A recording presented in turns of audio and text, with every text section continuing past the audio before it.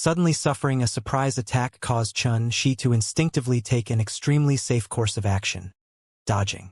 However, when he noticed this person's target was actually to seize the divine herb he was about to gather, Xianxia's expression instantly turned gloomy.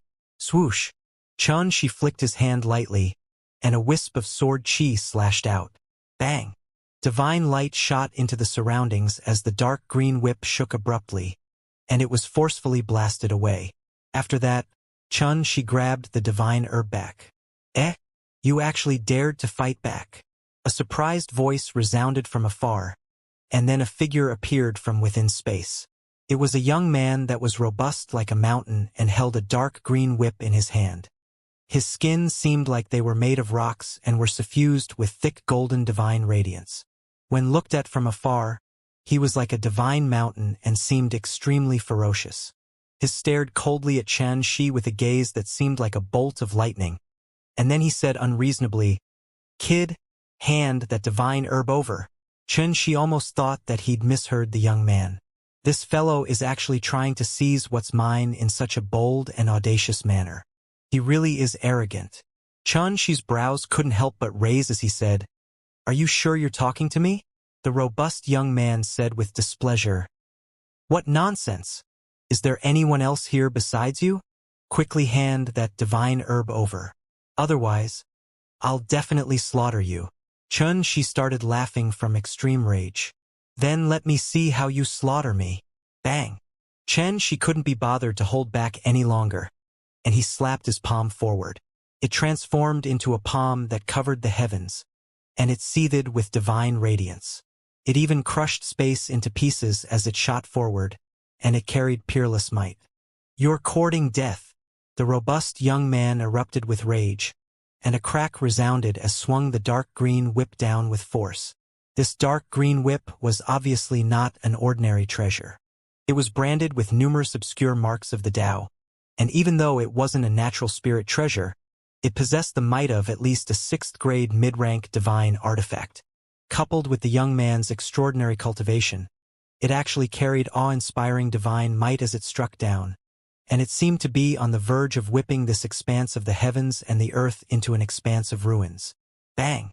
However, it was precisely such an attack that wasn't just unable to resist the strength of Xianxia's palm strike. The whip was even struck to the point of collapsing inch by inch. Divine light crumbled from it as it trembled violently like the twitching corpse of a snake. "You! Could it be that you're a spirit god exalt? How could this be possible?" The robust young man cried out while he suddenly intended to retreat. However, he was a step too late, and that palm that covered the struck smashed onto his body, causing him to seem like a road that had been slapped away.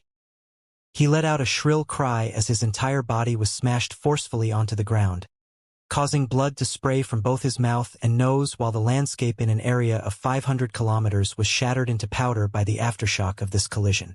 This obviously showed how terrifying this strike from Xianxia was. It didn't just crush the dark green whip in one go. Even the robust young man was unable to resist this attack. "You dare to try robbing and killing with just that little bit of strength?" Xianxia strode over while his cold eyes were filled with disdain. "Bastard!" The robust young man roared furiously as he suddenly stood up. Yet he didn't attack Xianxia but roared loudly instead. "Everyone, are all of you still not going to show yourselves and annihilate this kid?" Swoosh! Swoosh! Swoosh! His voice had just started resounding through the air and hadn't finished when a wave of violent fluctuations suddenly arose from the space extremely far away, and then numerous figures appeared successively. There was a total of 8 people, and the person in the lead was a young man in multicolored clothes. He had a handsome appearance, a cold and proud bearing, and there was a vertical eye at the center between his brows. The eye was blood red, ethereal, and flowed with strands of terrifying light. His entire figure emanated a cold and evil aura. Obviously, he was a spirit god exalt because his aura was much more formidable than the others by his side, and he revealed a peerless aura as he stood there casually. So he had help. No wonder he dared to act so arrogantly. Xianxia's eyes narrowed, yet he didn't make a move impatiently. When he noticed this, The robust young man swiftly flashed over to the side of the young man in multicolored clothes. Xianxia didn't stop the young man, and he just watched them calmly. Xianxia had roughly guessed that these fellows were obviously in the same group, and they'd aroused ill intent upon noticing that he was all alone. Fellow Taoist, your strength seems pretty good, and I'm not willing to make things difficult for you. Hand that divine herb back. Then perhaps we can become allies and roam the desolate Mancha ruins together. The young man in multicolored clothes spoke slowly with a feminine and low voice. Become allies? The robust young man was instantly infuriated and said, Taoist brother P1, could it be that you didn't see how I was almost killed by that kid just now? P1 didn't even spare him a glance as he said indifferently, Lu Feng, do you remember what I said when we formed an alliance that day? Of course I do. The robust young man who was called Lu Feng nodded, and he had an extremely gloomy expression yet didn't speak any further. Because when they formed an alliance, they'd reached an agreement that they'd follow P1's orders at all times while they were roaming the desolate Mancha ruins. On the other hand, at this moment, Xianxia finally guessed the identity of the young man in multicolored clothes. P1, a descendant of a great power in the imperial region, the Pei clan, and he was a spirit god exalt that was ranked at the 53rd position on the domain enlightened chart. The information Yun Qing prepared for Chen, she had even specially mentioned that P1 possessed extraordinary natural talent, and the vertical eye at the center of his brows was the Dao refining blood eye that he was born with. It was capable of refining all Daos for P1's own use, and it was extremely inconceivable. It was precisely because he possessed the assistance of such a rare and unique talent that he was able to leap into the ranks of spirit god exalts and possess a far-famed reputation. Fellow Taoist, what do you think of this condition?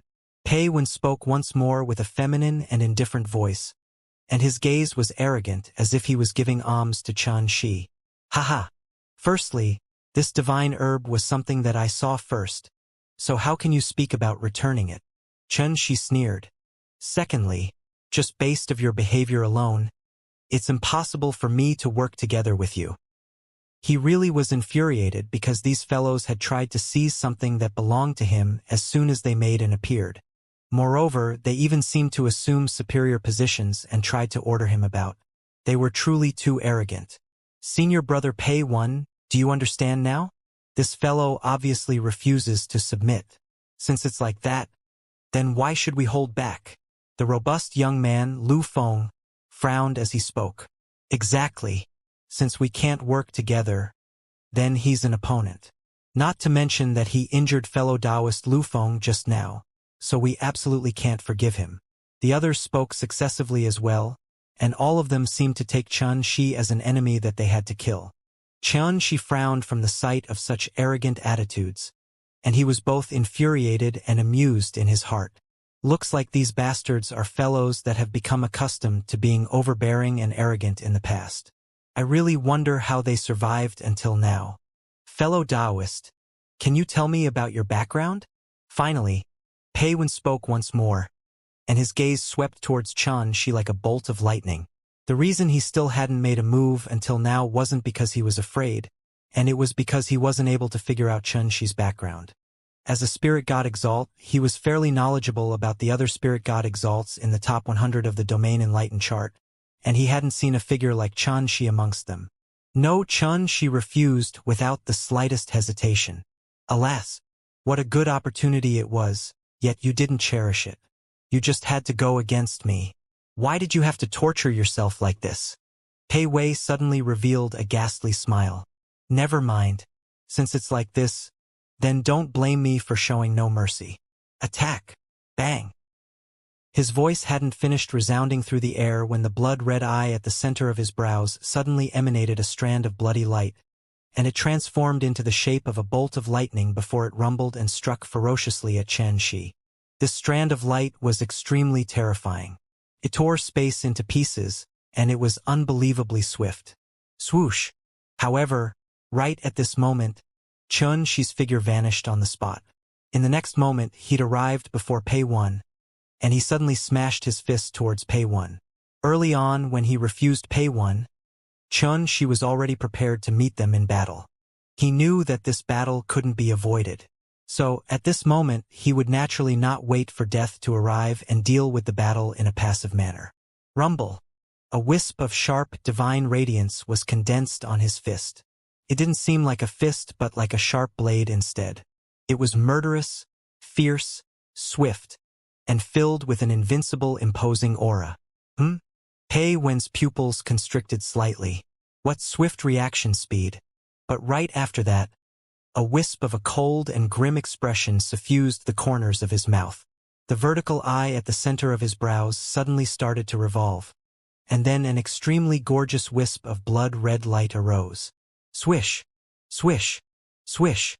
It roiled and actually completely refined and absorbed the strength contained within Xianxia's punch. This was the might of the Tao refining blood eye. It was capable of refining and absorbing all divine Tao laws, and it could be said to be world-shocking. What a strange energy! Xianxia was shocked inwardly. At practically the exact same moment, Pei Wen suddenly raised his hand and grabbed at Xianxia's throat. Rumble! Xianxia's figure flashed abruptly, while he made a grabbing motion with his hand. An expanse of divine radiance floated up into appearance at the center of his palm, and it seemed like he'd created a divine kingdom that emanated a strand of terrifying, devouring energy in the palm of his hand. This was the rock divine technique. It contained the profundities of devour, and it possessed boundless might. When the two collided, rumbling that shook the heavens and the earth resounded while divine radiance erupted towards the surroundings. With the two of them at the center, the space within an area of 5,000 kilometers suddenly fell into disorder, collapsed, crumbled, and was obliterated. This scene was extremely shocking. It was a head-on collision between two spirit god exalts, and the might created by this collision caused the others in the surroundings to not dare interfere at all. Stomp! Stomp! Stomp! The might of this single strike caused Pei Wen's figure to be shaken to the point that he took 3 steps back in midair. This caused Pei Wei to be unable to avoid feeling infuriated, and he shouted in a grim voice, "What a kid! I really underestimated you. Now it's time for your death to arrive." Amidst his furious roar, his figure suddenly flashed, and a myriad of strands of bloody glows strangely arose from his entire body, shot violently through the heavens and the earth, and threw the surroundings into disorder. Die! A surging bloody glow arose from the center of his brows, and then swishing sounds resounded as numerous blood-colored bolts of lightning shot out violently. When looked at from afar, he seemed like a fiend god that moved with an ocean of blood around him, and lightning erupted from his eye, and he seemed to possess boundless and terrifying might. Kill! Attack together! At practically the exact same moment, Pei Wen's companions moved out as well. They surrounded Xianxia from all directions, and they withdrew various divine artifacts as they approached menacingly. The situation instantly became precarious. This was a group of top-rate existences in the domain enlightened spirit god realm, and there was even a spirit god exalt amongst them. At this moment, when they attacked together, the might they revealed was so formidable that it caused this expanse of the heavens and the earth to fall into an atmosphere of great terror and chaos. Fortunately, the desolate Manka ruins was unlike the ancient god domain. The Heaven Tao laws here were filled with a desolate and chaotic aura, and it seemed to be extremely solid. Thus, the destruction caused by the battle was constrained by it, and it prevented the heavens and the earth here from being obliterated. At this instant, a wisp of piercingly cold killing intent suddenly flashed in the eyes of Chun, she who was in a tight encirclement, and then numerous strange scenes floated into appearance within his mind in an instant. In the end, all of these scenes froze before transforming into a wisp of sword chi that swept through the universe and crushed all gods. OM. On the other hand, at this moment, the simple and ordinary-looking talisman armament in his Xianxia's hand suddenly let out a sword howl that resounded through the heavens, and then it carried countless obscure divine talisman diagrams as it slashed. With a single swing of the sword, the heavens and the earth fell into deathly silence. The grand Tao collapsed into nothingness, and only a strand of a sword howl resounded like the roar of a dragon. This sword strike was too terrifying. It wasn't just simply at the Sword Emperor realm, and it even contained a trace of a desolate, ancient, and primitive aura. Even though this trace of aura was extremely tiny, It instantly improved the might of this strike by more than 2 times. Sword howls resounded through the heavens and the earth like a tide. This strand of sword chi didn't just possess peerless might, it was extremely swift as well. Space couldn't stop it, and time couldn't leave any marks on it. In merely an instant, all the attacks that crushed over from all directions were easily slashed apart, collapsed, and destroyed. It could be said to be capable of startling the universe. If they hadn't witnessed it with their own 2 eyes, it was unimaginable that the might of a single sword strike could actually be astounding to such a level. Clamorous voices of shock, shrill cries, explosions from divine artifacts shattering, cracks from techniques collapsing. In an instant, the entire battlefield was in chaos. Some were astounded, some were fleeing in panic, some were heavily injured, some coughed up blood while crashing to the ground, some cried loudly with rage, some revealed terrified expressions. This was the destruction caused by Xianxia's sword strike. However, this wasn't the end of it, because after it crushed all of those attacks, this wisp of sword chi hadn't dispersed, and it didn't lose momentum at all as it slashed down towards Pei-1. Damn it! The expression on Pei-1's handsome face changed abruptly at this moment as well. He'd never imagined that such a situation of defeat would appear when the battle had just begun. Moreover, he'd never imagined that this fellow whose origins he was unable to determine would actually possess such a terrifying cultivation in the sword Dao, and it had completely exceeded his expectations. However, it was already too late to feel regret now. Swish! He practically instinctively withdrew a shield that was enshrouded by golden radiance and held it up in front of himself. It was an ancient shield that was branded with countless dense and obscure talisman markings. It was filled with an extremely thick aura of divinity, and it was obviously an exceptional divine artifact. Bang! However, this shield was like a piece of paper before this wisp of sword chi. Divine radiance erupted as countless cracks split open on the surface of the shield, and then it exploded with a bang and transformed into a rain of light. Pei-1 felt like he'd been struck by a mountain. His entire body was blasted flying while he coughed up blood without end. At this point, the might of this sword strike had finally come to an end. On the other hand, as soon as the battle had begun, Xianxia had heavily injured a spirit god exalt and 8 top-rate experts in the domain enlightened spirit god realm. Such might could simply be described as unprecedented and world-shocking. At this moment, Xianxia didn't feel well as well. This sword strike greatly exhausted his divine energy, but because he possessed the divine dark parasol tree, it didn't come to the extent of causing Xianxia to be on the verge of falling into a dangerous state. The true exhaustion he faced was in terms of heart energy. Merely this strike alone had almost exhausted all of Xianxia's heart energy, causing a wisp of exhaustion that was impossible to conceal to surge into his entire body. Even though it wasn't to the extent of causing injury or danger to his life, if he continued battling, then it would definitely cause him to feel exhausted to the extreme. In the end, he would fall to a state of having insufficient heart energy and being unable to continue in the battle.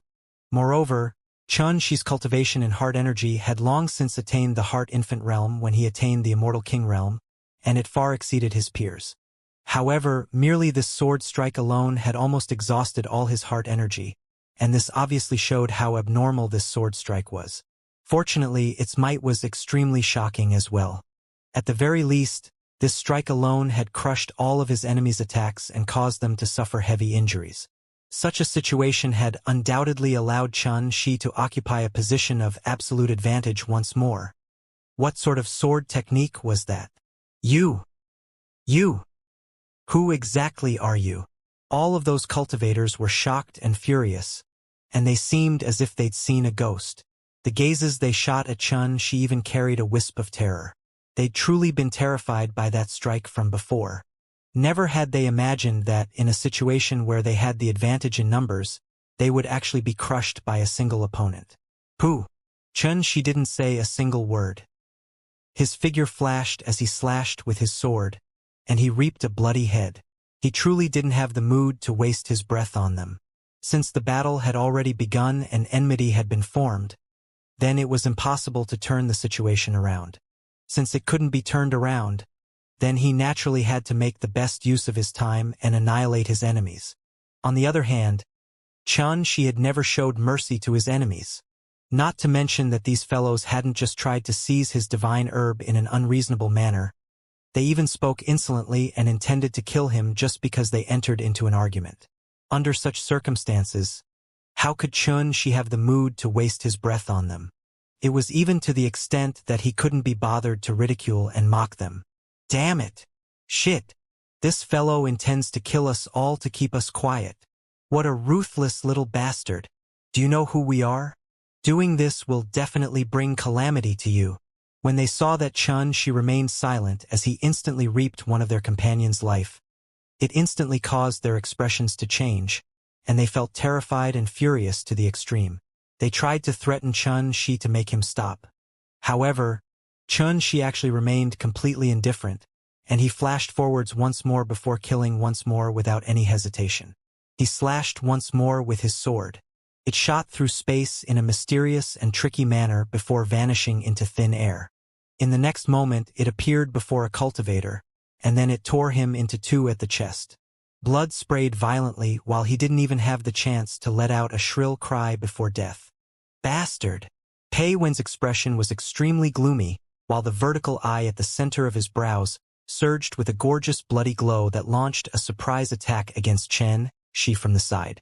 Xianxia chopped horizontally with the talisman armament like he was swinging a divine mountain. Bang! He actually forcefully blasted Pei Wen flying again, causing countless bones within Pei Wen's body to crack apart.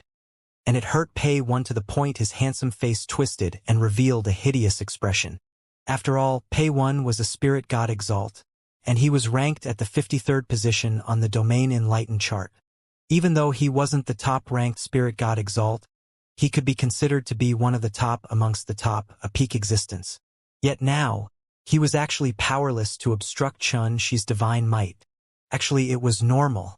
Early on that very day he advanced into the Domain Enlightened spirit god realm, he terrified Yiyan, who was a universe-enlightened ancestral god, to the point of fleeing.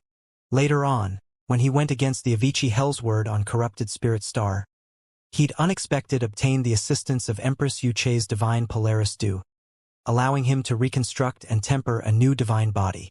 Moreover, his cultivation had risen by leaps and bounds at that time, and he was only a step away from attaining perfection in the Domain Enlightened spirit god realm. So, he was more than 2 times stronger than when he fought Yiyan that day. Coupled with the fact that the might of the talisman armament had undergone a tremendous transformation as well, and the inheritance he obtained from the diagram of the bloody damaged sword, Xianxia's combat strength couldn't be compared to his combat strength of the past. Even if he still hadn't comprehended the inheritance from the diagram of the bloody damaged sword, and he was merely able to execute a trace of a faint desolate, ancient, and primitive aura based on memory alone, its might was absolutely not something that just anyone could resist. At the very least, Pei Wen was unable to resist it. On the first time, Pei Wen had utilized the divine shield to resist it, yet not to mention that the shield had been destroyed, even he himself was blasted flying. If the first time could be attributed to luck, then being blasted away the second time was absolutely not because of luck at all. Moreover, this strike caused countless bones within his body to break while blood flowed from his 5 apertures. Obviously, he was heavily injured, so it was impossible to be that Xianxia had gotten lucky. All of this was like the last straw that overwhelmed the camel, and it terrified all the other cultivators to the point they completely collapsed and had no further will to fight. Flee! This kid is impossible to defeat. Flee! They practically didn't hesitate to flee towards the surroundings, and they simply seemed as if they wished for nothing more than to be born with 2 more legs. Xianxia didn't stop all of these fellows, and his gaze had always been locked upon Pei Wen. If he was going to kill, then he definitely had to kill the important figure.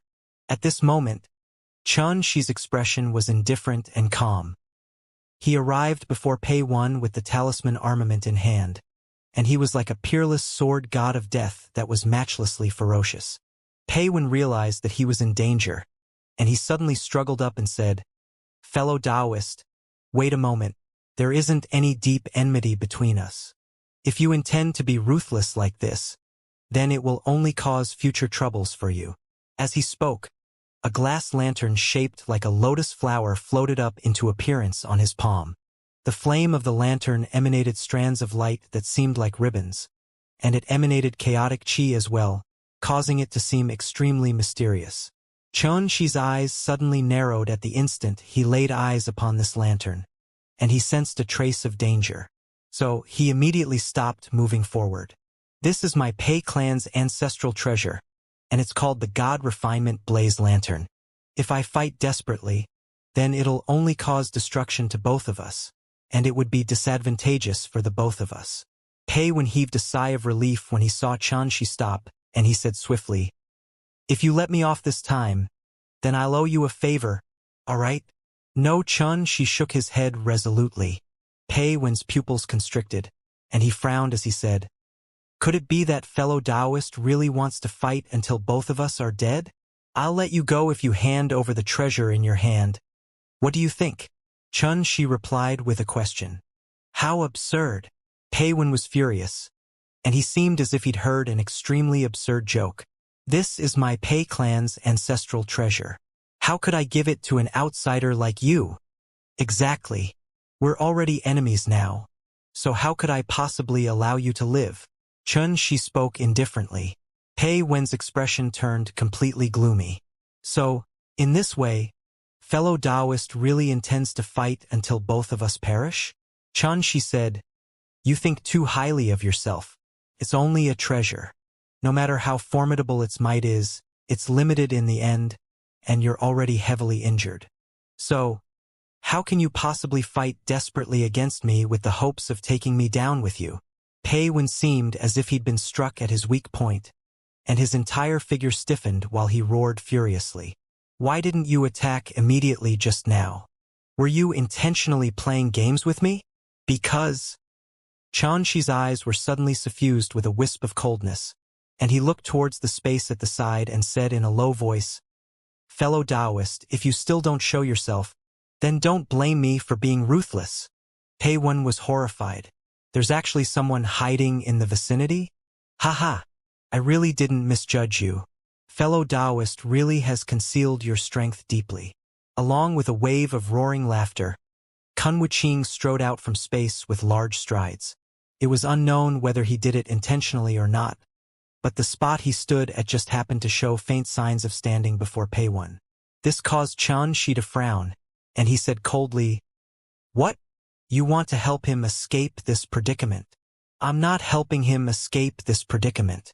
Fellow Taoist can't kill him out of consideration for your future safety." Kun Wuxia spoke with a serious expression. "Fellow Taoist, you're probably unaware but Pei Wen's grandfather, Pei Yun, is renowned for being protective in the imperial region. If you kill his grandson in a moment of anger, do you think this would be advisable?"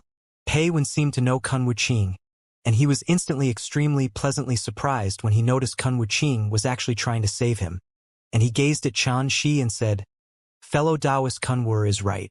If you let me off this time, then it'll absolutely be best for all of us. But what if I don't agree?" Xianxia's black pupils were filled with a chilly expression. This Kun Wuxia really refuses to go away. He appears everywhere I go. Pei Wen's face sank when he heard Xianxia. He was truly furious to the extreme because he'd never met such an impenetrably thick-headed fellow. Kun Wuxia smiled in a composed manner instead, and he glanced deeply at Pei Wen before he said, "Then, I can only object." The meaning behind his words was that he intended to help Pei Wen until the end. His attitude had utterly infuriated Xianxia. Because of this fellow's sudden interference, a battle that was about to be concluded had been disturbed, and there was probably no one that could accept this. "So, you intend to become utter enemies with me?" Xianxia spoke in a low voice. "That'll depend on fellow Taoist." Kun Wuxia smiled in a light-hearted manner, and he was completely unafraid. Xianxia fell into silence while his grip on the talisman armament tightened gradually, and the space between his brows was silently filled with a wisp of killing intent that gradually grew denser. The atmosphere became oppressive and tense at this moment. A storm would descend at any moment. At this moment, the smile on Kun Wuxia's face was gradually restrained, and the gaze he shot at Xianxia carried a wisp of cautiousness. He'd clearly witnessed the scene where Xianxia crushed his enemies with a single sword strike, and he didn't dare take Xianxia to be an ordinary figure since a long time ago. It was even to the extent that he took Xianxia to be one of his top enemies. The reason for this was extremely simple. Xianxia was too mysterious, and Xianxia's origins were extremely questionable, because Xianxia's name didn't seem to exist amongst the top 100 positions on the domain enlightened chart. This was extremely unusual. After all, the force of the God rank chart covered every single inch of the heaven Tao in the ancient God domain, and it existed everywhere. Once any spirit God exalt strength attained a certain height, that spirit God exalt would be given a position on the domain enlightened spirit chart and become known to the world. But it just so happened that this kid before him was even able to easily defeat Pei when that was ranked at the 53rd position, yet he seemed to have not appeared on the domain enlightened chart at all. So, this was extremely unusual. When something was unusual, then there was definitely a secret behind it. Under such circumstances, how could Kun Wuqing dare to underestimate Xianxia? Of course, even though he didn't dare underestimate Xianxia, if they really entered into battle, then he wouldn't be afraid as well. At any rate, he was a spirit god exalt ranked at the 19th position, so he was naturally confident in his own ability. I'll remember everything that happened today. I hope both of you don't appear before me again. In the end, Xianxia took a deep breath and spoke coldly. Ha ha ha.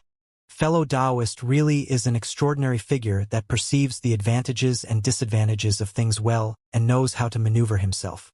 If I didn't have important matters to attend to, then I would really love to have a good drink with fellow Taoist. Kun Wuqing roared with laughter because he'd clearly discerned that Xianxia had already given up on targeting Pei 1. At this moment, Pei 1 heaved a sigh of relief as well, and he revealed a wisp of happiness on his face. The extremely tense atmosphere in the surroundings was dispersed as well at this moment, and it vanished without a trace. However, Xianxia, Kun Wuqing, and Pei 1 were clearly aware that if Xianxia made another decision, then it would be an extremely intense battle that occurred at this moment. Farewell. When he noticed that Xianxia seemed to be unwilling to speak any further, Kun Wuqing smiled as cupped his hands, and then he swiftly teleported away along with Pei 1. That damnable bastard! A wisp of detest instantly suffused Xianxia's face as he watched them vanish into the distance. Since the first time he'd seen Kun Wuqing, he really detested Kun Wuqing's villainous methods of killing other fellow Taoists for his own gain. Now, Kun Wuqing had interfered in this battle and disturbed Xianxia's plans, so Xianxia felt extreme detest towards him. Xianxia had decided in his heart that he would look for an opportunity to take revenge for this matter. But right after that, Xianxia shook his head and sighed lightly without end in his heart. If I possessed absolute strength that could suppress him, then how could I possibly have to wait until next time? How could I have possibly stopped the battle just now? The key was that when Xianxia thought about it, it was fine if he was merely going against Kun Wuqing alone. However, if Pei 1 was included, then the outcome was slightly difficult to predict. For safety's sake, in the end, Xianxia had made a decision that caused himself to feel slightly displeased.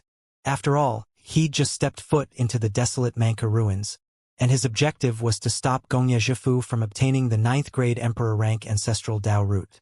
So, he wasn't willing to cause trouble for himself at this moment. Never mind. He won't be leaving the desolate Mancha ruins for some time. I'll have the chance to get even with him in the future. Xianxia took a deep breath and stopped thinking about it. Clap, clap, clap. However, right at this moment, a wave of clapping suddenly sounded out from afar, and then a strand of light blue divine radiance arose before it drew out a slender figure. It was a woman with a fair and beautiful appearance that wore a light blue dress. Her long hair was coiled into a bun. Her red lips were moist and plump, and her entire body was suffused with an oppressive yet lively aura.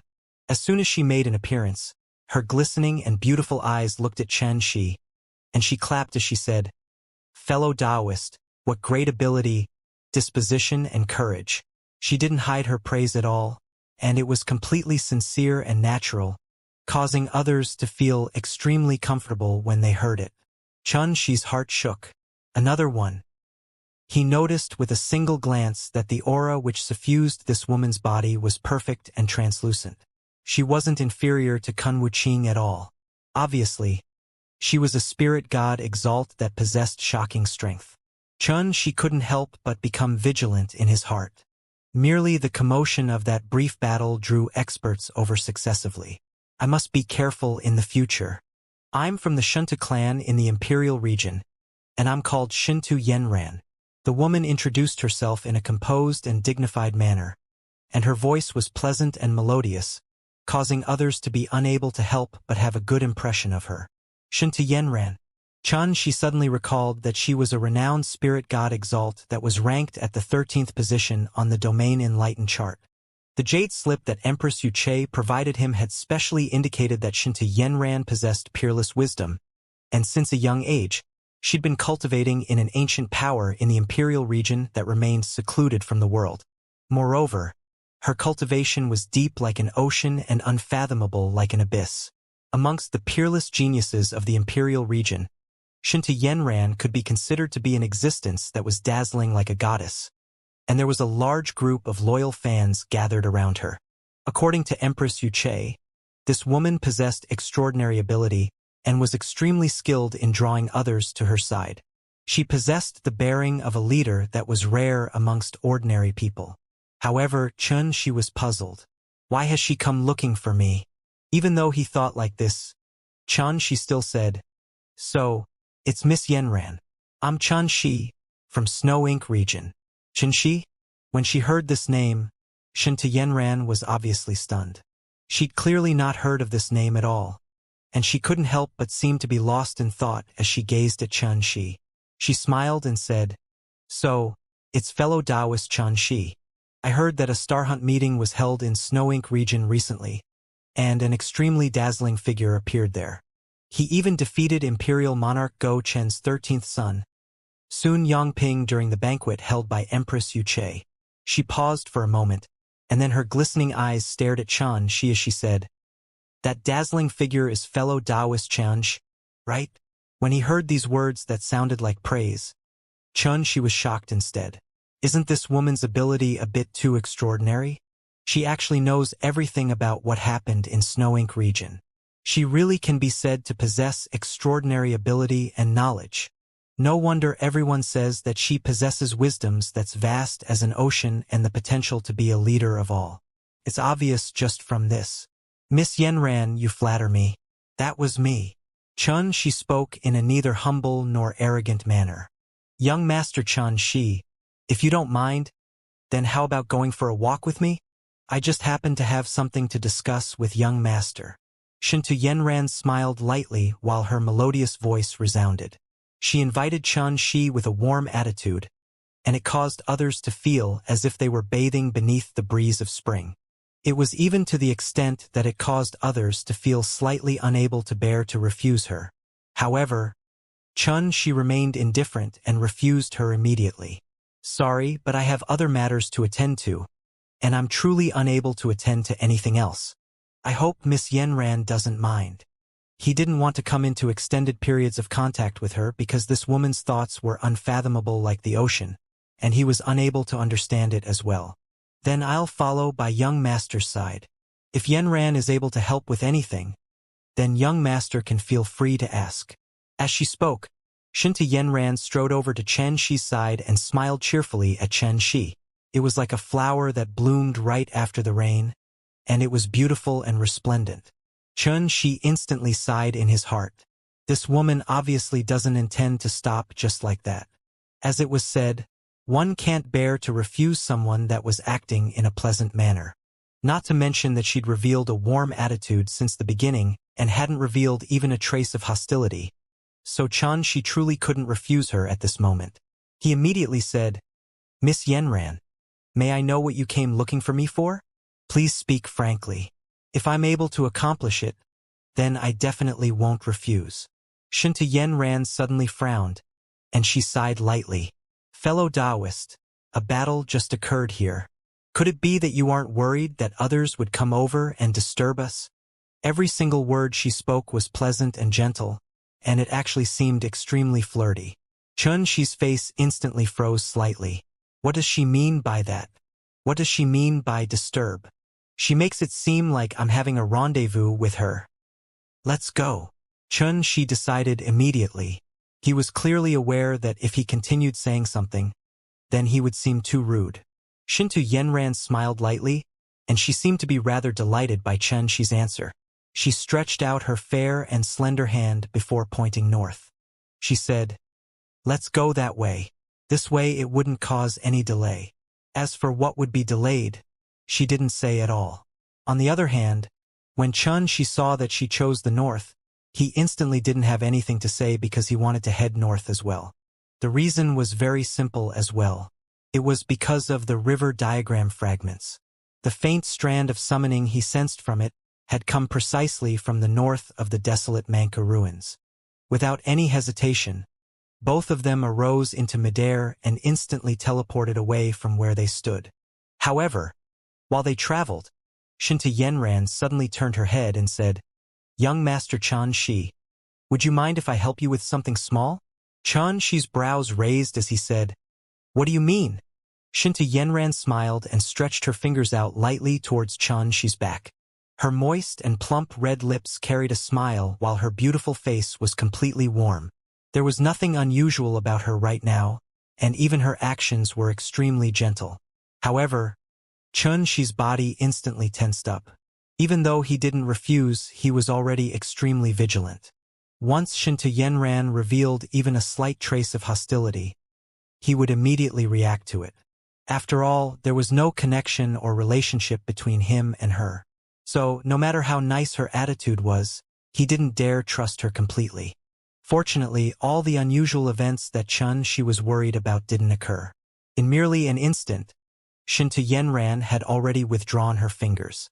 However, there was an extremely inconspicuous butterfly that was an inch in size and completely gray between her fingers. Obviously, she'd removed it from the clothes on Shi's back. This butterfly was only the size of a fingernail, completely gray in color, and devoid of any aura of vitality. It was like a leaf that was extremely inconspicuous. However, when Shi saw it, his pupils suddenly constricted. After all, with his cultivation, his entire body flowed with divine energy, and his body had long since become impermeable to all techniques and untainted by all things. It was clear like glass. Not to mention a leaf, even if a flying sword were to shoot towards him, the vital energy in his body would circulate automatically and resist the attack. Yet now, this butterfly was stuck to his body. However, he'd actually not noticed it at all, and this was extremely unusual. This butterfly is called the Spirit Cloak Butterfly, and it's an ancient variant. In the entire ancient god domain, only the Kunwu clan is capable of fostering one. Shinta Yenran spoke while her eyes were suffused with the glow of wisdom. She said in a low voice, "Its only function is to track an enemy. Not to mention you, even a universe-enlightened ancestral god would be utterly unable to notice it once it has attached itself to the body." A wisp of a cold expression instantly flashed in Shi's eyes when he heard this. He finally understood why Kunwu was able to constantly appear before him. "Looks like Kunwu attaches great importance to you." Shinta Yenran seemed to be lost in thought. "He originally intended to work together with me and roam the desolate Manka ruins together. However, I refused him." She took a deep breath while he stared at the spirit cloak butterfly in Shinta Yenran's fair fingers, and he was slightly unable to figure out why Kunwu had to act in such a way towards him when he'd already refused Kunwu. "I guess so." Shinta Yenran's moist and plump lips were suffused with a wisp of ridicule, and her starry eyes even revealed undisguised detest. "Fortunately, you refused. Kunwu is infamous even in the entire Imperial region. Up until now, no one that worked together with him was able to avoid being entrapped and tricked by him. Some had even lost their lives because of this, while others had their families ruined. All of the consequences of working together with him were horrifying. If the Kunwu clan didn't possess formidable forces in the Imperial region, then trash like Kunwu would have probably died countless times since a long time ago. After he heard all of this, she finally came to an understanding. No wonder Kunwu intended to work together with me. It turns out that everyone else is clearly aware of his character, and he can only try to make an unfamiliar face like me work together with him. That fellow really is weird. He really is the perfect example of one who would allow his friends to die in order to save himself. Xianxia couldn't help but sigh with emotion. You're right. Even though Pei-1 was saved by him, according to my deduction, Pei-1 would suffer sooner or later because of Kun Wuqing. Shinta Yenran puckered her lips and smiled lightly. Her starry eyes glistened, and they revealed a different type of shocking beauty. As she spoke, she twisted her fair and slender fingers lightly, and then a strand of blazing and fierce white-colored divine flame floated up into appearance. Swish! The star-cloak butterfly that was completely devoid of any aura of vitality let out a sharp cry, and it flapped its wings with the intention of flying away. However, it was too late, and it was instantly incinerated into nothingness by the white-colored divine flame. Now all latent troubles are resolved. Let's go. Shinta Yenran smiled as she glanced at Xianxia, and then she continued teleporting forward. Miss Yenran, why exactly did you come looking for me? Xianxia caught up to her and couldn't restrain himself from asking this question. Let's talk as we travel. Shinta Yenran blinked and grinned as she said, Young Master Xianxia, could it be that you don't even possess that little bit of patience? Or perhaps you really don't like traveling with Yenran? Since she'd spoken like this, Xianxia could only accept the situation he was in. The boundless mountains continued on without end. There was a gorge that was filled with jagged rocks of grotesque shapes amongst the mountains. Pei-1 cupped his hands and said, Thank you, fellow Taoist Kunwer, for acting righteously and lending me a hand. When we return to the Imperial region in the future, I'll definitely repay fellow Taoist Kunwa's kindness with generous gifts. Kun Wuqing chuckled and said, Brother Pei-1, there's no need for that. The reason I saved you is because I intend to work together with you in the desolate Manka ruins. Pei-1's expression changed slightly, and he seemed to have thought of something, causing him to force out a smile as he said, Fellow Taoist Kunwer, I have other important affairs to attend to, so I'm afraid I'll... Kun Wuqing immediately interrupted him and said, Brother Pei-1, don't be in a hurry to refuse me and listen to me first. Presently, I've hunted and killed 108 ferocious beasts from the God Burial Ocean, and I've completely preserved their souls and blood. You ought to be clearly aware what this means, right? As he spoke, he glanced deeply at Pei-1. Pei-1 was shocked in his heart and said, You. Kun Wuqing smiled as he nodded, and he said frankly, Yes, a few days ago, I heard by chance that Brother Pei-1 brought an extraordinary treasure to the desolate Manka ruins with you. Supposedly, it's capable of completely taming an ancestral root spirit worm. Thus, I'd thought of working together with fellow Taoist, and these 108 ferocious beasts are the sincerity I'm willing to show to form this cooperative relationship.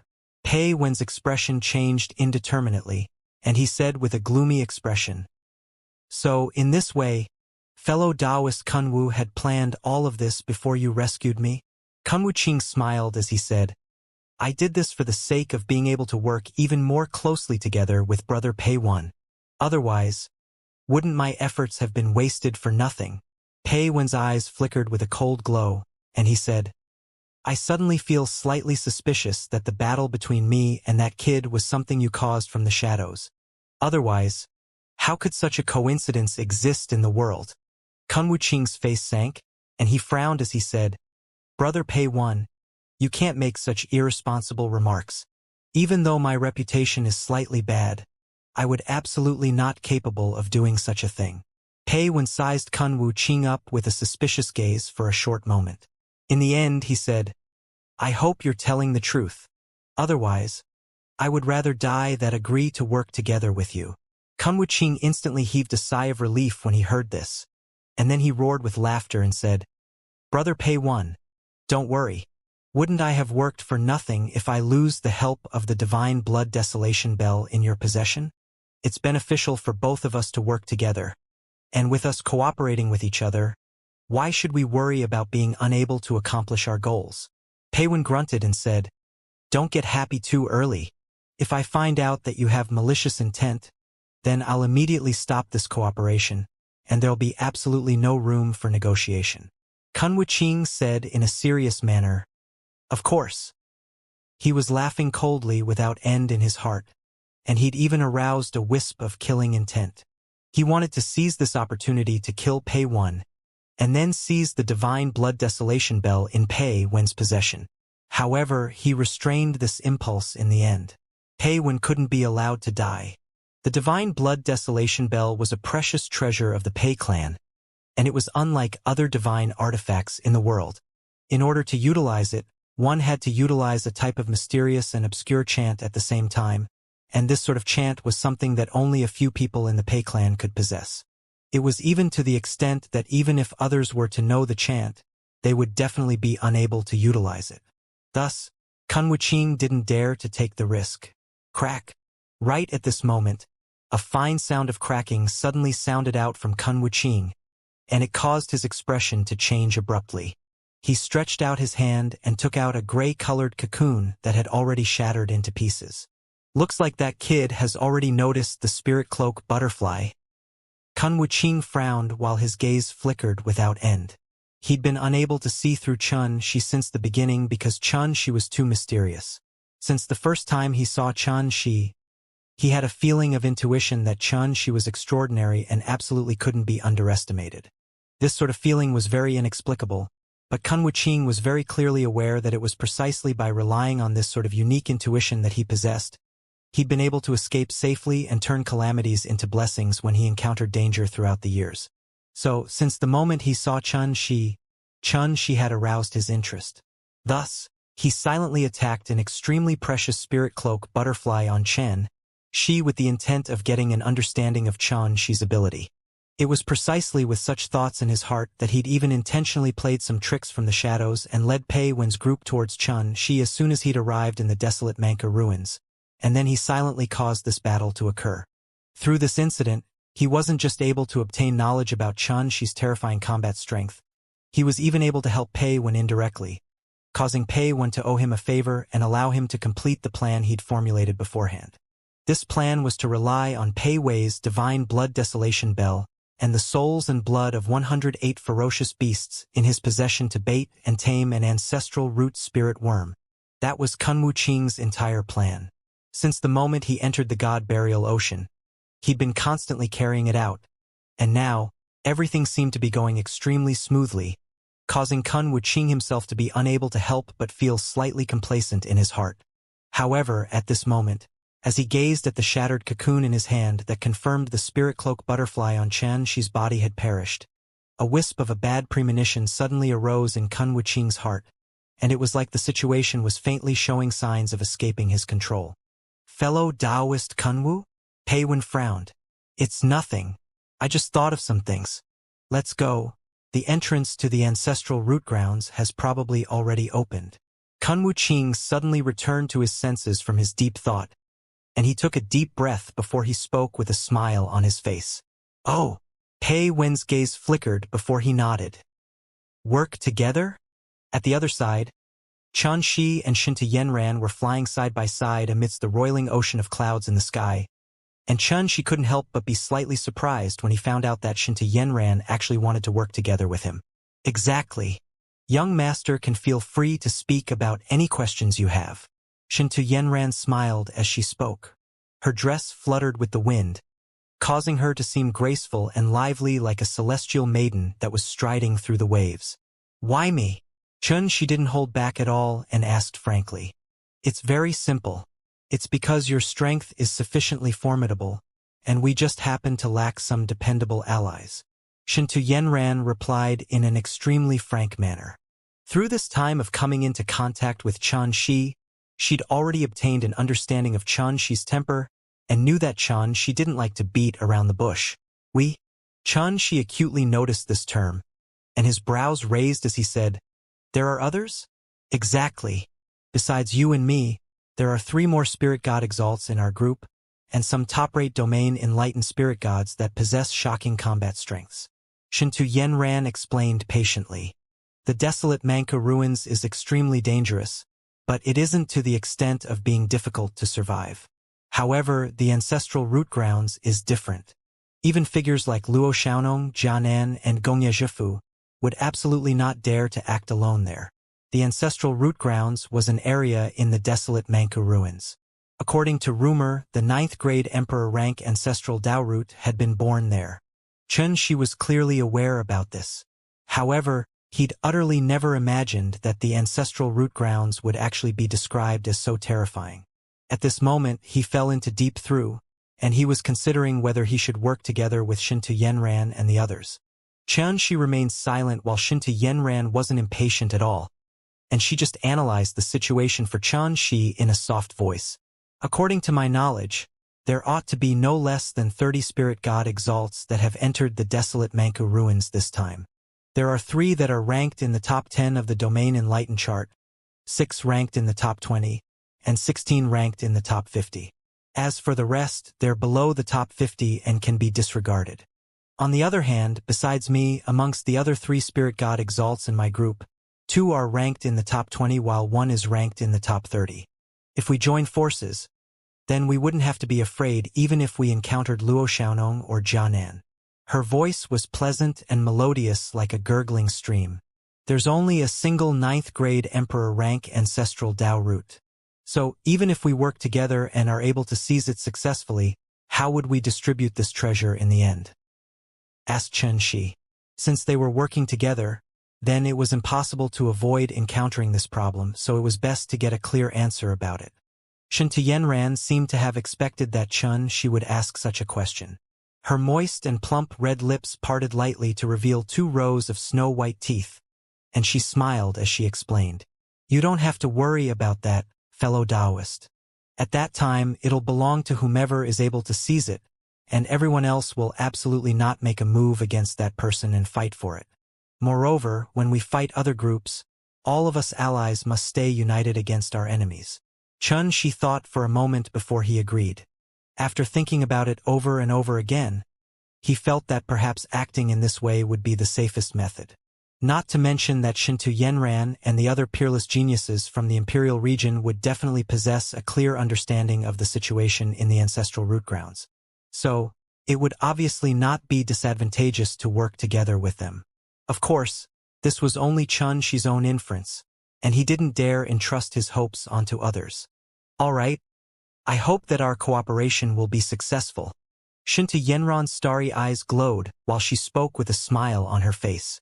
Obviously, she was very satisfied by Chen Shi's choice. Chen Shi smiled and cupped his hands. The desolate Manchu ruins was covered in the aura of the ancient times when the chaos had just been split open. No matter if it was the mountains or rivers, all of them revealed a primitive aura. It was extremely huge, and it was impossible to find any buildings here. The boundless heavens and the earth were filled with the scene of nature, and it was filled with a grand, beautiful, and desolate feeling.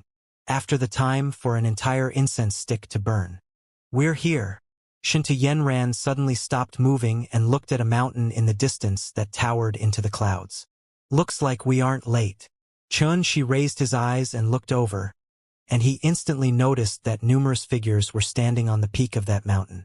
There were over 10 people there. The men amongst them possessed vast divine might while the women seemed lively and graceful. All of their bearings were extraordinary, and they were enveloped by divine light, causing them to seem like a group of gods that had descended to the world. The most conspicuous amongst them were the 2 men in the lead. One wore snow-white clothes and had a sword strapped to his waist.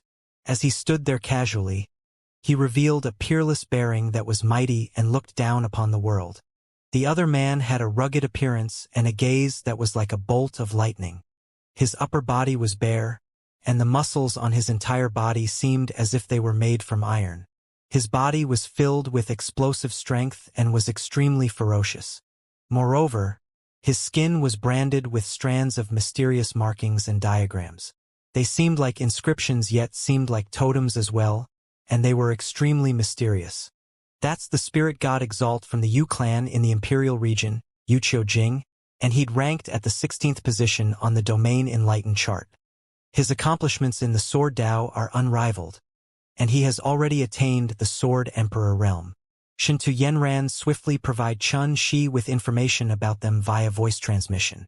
The other is Zhuanyu Shui from the Zhuanyu clan in the Imperial region, and he's ranked at the 23rd position on the chart.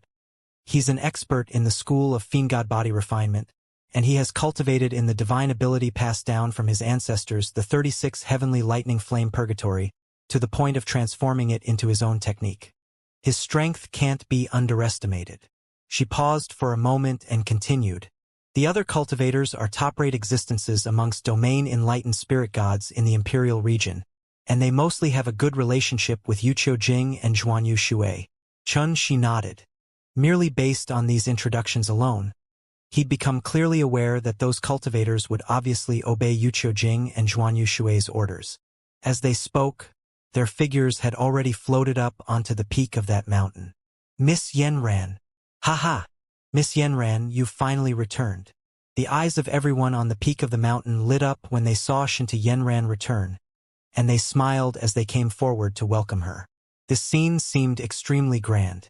It was even to the extent that some cultivators revealed traces of respect and admiration. Obviously, Shinta Yanran's status and influence amongst them was extremely high, and she seemed to be like a dazzling moon. Who's this? When Yuqiu Jing noticed Chen Shi, he couldn't help but be slightly stunned, and his brows knit together imperceptibly. The others noticed Chen Shi as well, and they looked over as well. Besides curiosity, their gazes even carried a wisp of surprise, and they seemed to have never expected that Shinta Yanran would actually come back with a man. I forgot to introduce him to everyone. This is our new ally, Chen Shi from Snow Ink region. He's a spirit god exalt as well, and his strength is rather extraordinary. Shinta Yanran smiled as she introduced Chen Shi. Snow Ink region? The curiosity in their gazes instantly vanished when they heard this, and their expressions were suffused with a wisp of faint indifference. Coupled with the fact that Chen Shi's name was extremely unfamiliar to them, they'd completely lost all of their fervor. I'm Chen Shi. Greetings everyone. Chen Shi smiled as he cupped his hands, and he seemed as if he hadn't noticed the change in the atmosphere at all. All of them grew up in the Imperial region. They're either from renowned sects or possess lofty bloodlines, so they've always been proud, arrogant, and consider themselves to be superior to others. They feel that the cultivators from the other regions are far inferior to them. However, it isn't intentional, so I hope you don't take it to heart. Shinta Yanran spoke via voice transmission from the side. I understand. Chen Shi smiled. However, even though Chen Shi didn't mind, the others felt slight aversion towards him, especially when they saw him arriving side by side with Shinta Yanran, and they were even whispering between themselves as if there was no one around. It had caused many cultivators to feel slightly disgruntled in their hearts. In their hearts, Shinta Yanran was like a goddess. She possessed unsurpassed beauty and peerless wisdom, so how could she get along with a fellow from Snow Ink region? Snow Ink region? What the fuck is that? Snow Ink region? Haha. When did a place like Snow Ink region become capable of giving birth to a spirit god exalt? Someone suddenly started chuckling, and his voice carried a wisp of faint disdain. The others grinned as well when they heard this. The smile on Chen Shi's face gradually thinned when he heard this. All of these fellows obviously feel extreme aversion towards me. Lai Tsong. There's always someone stronger in this world. When did you start to feel disdainful towards spirit gods exalts as well?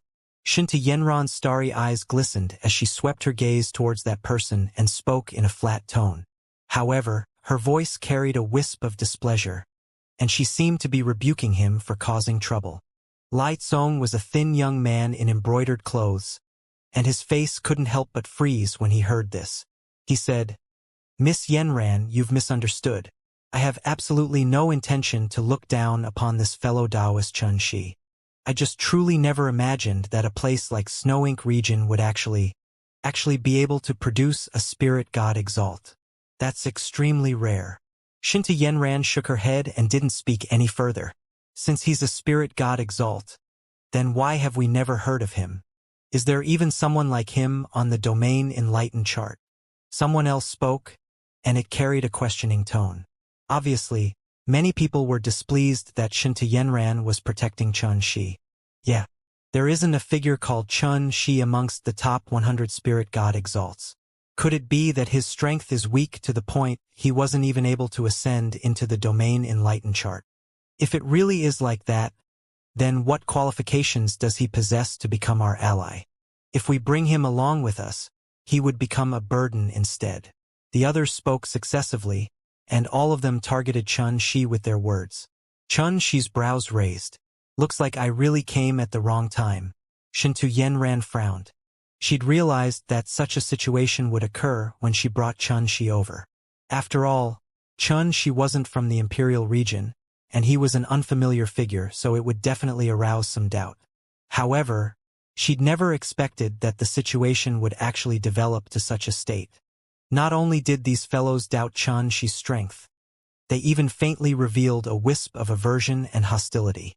Everyone, I know all of you doubt fellow Taoist Chun Shi's strength, so I might as well be frank with all of you. Just not long ago, the young master of the Imperial region's Pei clan, Pei1, was defeated at fellow Taoist Chun Shi's hands. Shintu Yenran spoke indifferently because she didn't wish for the situation to fall into disorder. What? Pei1 was defeated by this fellow. All of them were shocked when they heard this, and they were slightly unable to believe it. Even the eyes of Yu Qiujing, who'd been watching coldly from the side, and Zhuan Yushui, who'd been remaining silent since the beginning, narrowed, and they seemed to be lost in thought. How could that be possible? Pei1 is ranked at the 53rd position on the Domain Enlightened chart. If he's able to defeat Pei1, then doesn't that mean that his strength is sufficient to be ranked on the Domain Enlightened chart? Then why isn't his name on the chart? Someone frowned and said, could it be that the chart made a mistake? That's obviously impossible. The others were doubtful in their hearts as well. Indeed, the God rank chart was eternal, and it covered the entire heaven Tao and existed everywhere. So it was impossible for it to make a mistake at all. When she noticed that there were still some people that refused to let the matter rest even after she said all of this, Shintu Yenran couldn't help but feel slightly angry. She said, everyone, I saw it with my own 2 eyes. Could it be that all of you think that I, Shintu Yenran, would lie? All of them shook their heads successively. They didn't dare to act against Shintu Yenran. However, this matter was truly inconceivable, and coupled with the aversion they felt towards Chun Shi, they naturally targeted Chun Shi instead.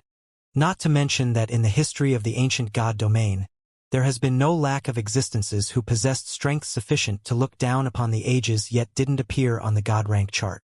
Shintu Yenran spoke slowly, while her starry eyes revealed a wisp of extraordinary splendor. Could it be that all of you forgotten that person from 8,000 years ago, who fought 3,000 spirit gods from the Imperial region's Tao Academy by himself and broke through 18 levels of the heavens? The peerless Wang Jianchen? Wang Jianchen. All of them seemed to have recalled something, causing all of their hearts to tremble fiercely while their expressions changed slightly. That person was a sword demon of a generation, and he was peerless at that time. He was like a shooting star that illuminated the entire Imperial region overnight 8,000 years ago. Especially that battle in the Tao Academy, it even caused all the ancient powers to be stirred. But in next to no time, all of them calmed down, and they instantly felt disgruntled when they noticed that Shintu Yenran had actually compared Chun Shi to Wang Jianchen from 8,000 years ago. Exactly what ability does this kid possess for her to actually think so highly of him? The atmosphere in the surroundings became strange, and the gazes everyone shot at Chun Shi carried a wisp of doubt and suspicion. Shintu Yenran had never expected that after she explained it so clearly. Not only had the situation not made a turn for the better, it grew even worse. This caused her to feel even more displeased, and her extremely beautiful face carried a wisp of a cold expression. Miss Yenran, don't mind them. Everyone just has the future operations of the group in mind, and thus they doubt the strength possessed by this fellow Taoist Chun Shi. Suddenly, Yu Qiujing, that had been constantly watching coldly from the sidelines, spoke, and every single word he spoke carried a strand of an arrogant demeanor. Brother Yu Qiu is right? This operation is no trifling matter after all. We've never heard of this fellow Taoist Chun Shi in the past, so we can't avoid feeling slightly worried about whether he's capable. The others spoke successively, It wasn't appropriate for Xinta Yenran to flare up once more when they spoke like this, and she said, "In the future, all of you'll understand how formidable young Master Chun she is. Why wait until the future? That fellow Lu Wuhan hasn't arrived yet. So, let's seize this opportunity and get someone to spat with fellow Taoist Chen Shi. Wouldn't it be even better if we used strength to prove everything?" Someone made such a suggestion, and it instantly obtained the agreement of many others. Xinta Yenran frowned, and she sighed in her heart. I was still unable to prevent the matter from developing to such an extent. She didn't know if she should praise these fellows for their courage, or if she should feel sorrowful because they have eyes yet fail to see. Chun Shi's eyes narrowed. From the beginning until the end, he hadn't spoken a single word, and he just watched all of this. When he heard this suggestion, a wisp of a faint arc suddenly suffused the corners of his mouth. Looks like strength is everything no matter where it is. Of course, Chun Shi was clearly aware that if his reputation was sufficiently resounding, then they would definitely not dare act so disrespectfully. In other words, these fellows dared to question him repeatedly because he was from Snow Ink region and not the Imperial region. Coupled with the fact that he didn't possess a resounding reputation while his name hadn't appeared on the Domain Enlightened chart, so they dared to act so presumptuously towards him. Moreover, Xinta Yenran had been constantly standing up for him from the side, and it caused them to feel even more disgruntled. Thus, it caused the situation to develop to such an extent. Chun Shi understood all of this, yet he was unable to accept it. What's so great about being from the Imperial region? On what basis should I be doubted by them? This was a form of disdain, rejection, and disrespect to him. Fellow Taoist Chan Shi, what do you think? Said Yu Qiujing because he wanted to see exactly what ability Chun Shi possessed. When Miss Yenran asked me to work together with her, I actually refused her at the beginning. Chun Shi remained silent for a moment before he spoke. However, it's useless to speak about all of that now, since everyone doubts my strength. Then, when he spoke up to hear, he suddenly smiled, and he glanced at all of them and said indifferently, "Then let's fight. Allow me to see exactly what sort of qualifications all of you who are from the Imperial region possess to doubt me." His words were spoken in an indifferent and composed manner, yet it carried a form of oppressive arrogance. It wasn't just a reply to their doubt, it was even a counterattack. All of you doubt my ability? I similarly doubt all of you as well. Chun Shi had a restrained and steady bearing, and he seemed to be indifferent, extraordinary, and standing aloof from the world. However, he was extremely proud in his bones, so how could he possibly shrink back at this moment? However, when these words entered into the ears of the others, it seemed to be especially jarring, and it caused them to feel uncomfortable in their hearts. "Ha ha! What courage! Let me see if you're making an empty show of strength, or do you really possess such ability?" Suddenly, a sound of cold laughter resounded. Bang! Along with this voice, a young man that wore a violet robe and had an impressive-looking figure strode through space and arrived swiftly before Chan Shi. The young man had an aloof bearing, and his body was emanated crimson-red divine flames. He seemed to be in high spirits as he gazed at Chun Shi, and he seemed rather striking. "Kid, I'm called Chao Zhan, and I'm from Profound Heaven Mountain in the Imperial region. I'm unable to control myself once I attack, so you have to be careful. If you're unable to withstand my attack, then it's best for you to admit defeat as soon as possible, so as to avoid Miss Yenran thinking that I bullied you on purpose." As soon as he stood out, he spoke proudly, and his eyes locked onto Chun Shi like cold bolts of lightning, while the space between his brows surged with extremely oppressive killing intent. "Oh," said Chun Shi, and then he didn't speak any further. Chun Shi revealed an indifferent and calm expression, but in the eyes of Chao Zhan, it had become a form of contempt and disdain. Bang! Chao Zhan grunted coldly before his figure flashed, and his entire body seethed with a myriad of strands of crimson-red flames. The flames actually transformed into a divine wheel of flames, and it carried the surging glow of fire as it crushed down at Chan Shi. The eyes of everyone else narrowed before they simultaneously revealed excited expressions. Chao Zhan had executed a terrifying technique with a single flash of his body. and the divine energy in his body seemed to have transformed into a scorching sun that illuminated the 9 heavens. It was truly shocking. The supreme technique of profound heaven mountain sun illumination. Someone exclaimed with shock as he'd realized that Chao Jun had utilized a lethal technique as soon as the battle began. Obviously, Chao Jun intended to crush Chun Shi in one go and put Chun Shi in his place. Many of them were clearly aware that even though Chao Jun wasn't a spirit god exalt, he'd remained in the domain enlightened spirit god realm for numerous years, and his combat strength far exceeded his peers. Isn't Chao Jun thinking too highly of that kid by executing this technique as soon as the battle began? That fellow Chao Jun is making a big deal out of nothing.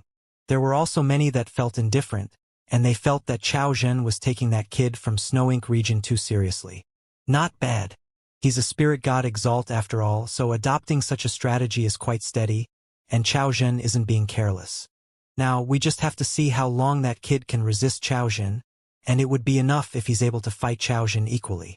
Yu Qiujing smiled lightly while he sent a voice transmission to Shinta Yenran, yet he'd utterly not noticed that her starry eyes revealed a wisp of pity and seemed to be unable to bear to watch. Took a long time to describe, yet everything occurred in an instant. All of this were reactions that had occurred in an instant when they witnessed Chao Jun's attack. Bang! At this moment, that sun glowed brilliantly while flames surged through it, causing even space to melt before it. Its might was terrifying to the extreme. It was even to the extent that the expressions of many changed slightly at this instant, because they noticed that Chao Jun's attack was even more formidable than they'd expected. Chao Jun's intention was to utilize a swift and powerful strike as soon as he attacked, and trample on Chun Shi's dignity, because only in this way would it be sufficiently shocking. Moreover, only this would be able to reveal his absolute strength and allow him to trample on Chun Shi's dignity. Similarly, only this would be able to prove to everyone and prove to Shinta Yenran that even if this fellow who'd come from a place like Snow Ink region was a spirit god exalt, he was utterly worthless. Of course, a trace of worry that even he hadn't noticed had emerged from the depths of his heart. What if he's really as formidable as Miss Yenran said? What should I do then? So, he'd attacked with his entire strength, and he'd utilized his strongest technique. Amidst numerous shocked gazes, an extremely furious, shocked, and disgruntled sharp cry resounded abruptly. Only now did everyone else notice that it had actually come from Chao Jun. Bang! The perfectly round sun seemed as like a biscuit that had been split into two by a sharp blade, and it collapsed to the sides while divine radiance shot out from it. A wisp of sword chi that seemed brilliant like a bolt of lightning appeared before Chao Jun. It was Chun Shi's sword chi, and it had instantly slashed the scorching sun apart before carrying a fierce sharp glow as it shot towards Chao Jun. This wisp of sword chi was even brighter than a bolt of lightning, swifter than a gale, and it was fierce, swift, and astounding to the limit. Bang! Chao Jun withdrew a blade to block the sword chi, yet the sword chi forcefully blasted that blade away, and his palm that held the blade was even torn apart, causing blood to spray while the bones within were faintly visible. The force from the sword chi instantly arrived at his wrist before surging throughout his body, and then his entire body was struck to the point he had no choice but to retreat. Pain, shock, terror. Chao Jun's pupils had dilated to the extreme while he let out a sharp cry that was filled with panic, terror, and pain, and a strand of blood shot out from the corner of his mouth. What's going on? What sort of sword Dao is this? Why does it possess such terrifying destructive force? Chao Jun didn't have the time to ponder on all these questions because his heart and mind were instantly filled with terror, and he let out a shrill cry as he dodged backwards desperately. His retreat was swift, yet that sword chi's advance was swifter. It seemed as if it had eyes of its own. It tore through space, penetrated mountains, and was filled with an invincible and all-powerful aura. Carried an aura that struck directly at the heart. Chao Jun instantly felt despair while his countenance turned ghastly pale. This strand of sword chi was more terrifying and horrifying than a shadow that followed behind one because the strand of sword chi would reap his life away. I admit defeat. He practically instinctively cried out with terror, and his eyes were filled with fear and frustrations. He didn't understand what had happened at all. He didn't understand why he'd lost so quickly, or why he'd lost so completely. Swoosh! The wisp of sword chi stopped abruptly at a position that was exactly an inch away from Chao Zhen's neck. The sharp aura emanated by the sword chi caused Chao Zhen to feel pain from the skin on his neck, and a drop of scarlet-red blood flowed out from his skin. This caused Chao Zhen to simply feel as if he just walked past death's door. And he was completely muddled while his heart was filled with horror. The atmosphere in the surroundings was deathly silent. All of them weren't able to recover from their shock, and they'd been dumbstruck by this scene. It was too swift. All of this had practically been completed in an instant. From the moment Chao Zhen attacked to the moment he cried out to admit his defeat, all of this had occurred in the blink of an eye. It was precisely because it was too fast and because none of them had expected such an outcome, so this scene seemed to be exceptionally shocking. Swish! Amidst this deathly silent atmosphere, that wisp of sword chi vanished swiftly like a wisp of flowing light. Xianxia raised his eyes to glance at the surroundings, and then he looked at Chao Zhen and said, "Fellow Taoist, you wouldn't think that I bullied you on purpose, right?" This was Xianxia's reply to what Chao Zhen had said earlier. The atmosphere in the surroundings became even quieter. All of them were filled with disbelief because they thought that since Chao Zhen had utilized his entire strength, then even if Xianxia didn't lose immediately, Xianxia would at least fall into a defensive state. Thus, they were anticipating such a scene excitedly, yet never had they imagined that it would actually be Chao Zhen who suffered a crushing defeat in the end. Moreover, he'd been utterly defeated with a single strike. Amongst the people present in the surroundings, it was probably only Xinta Yanran who'd guessed this outcome, because she'd already revealed a wisp of pity and seemed unable to bear to watch when the battle had begun.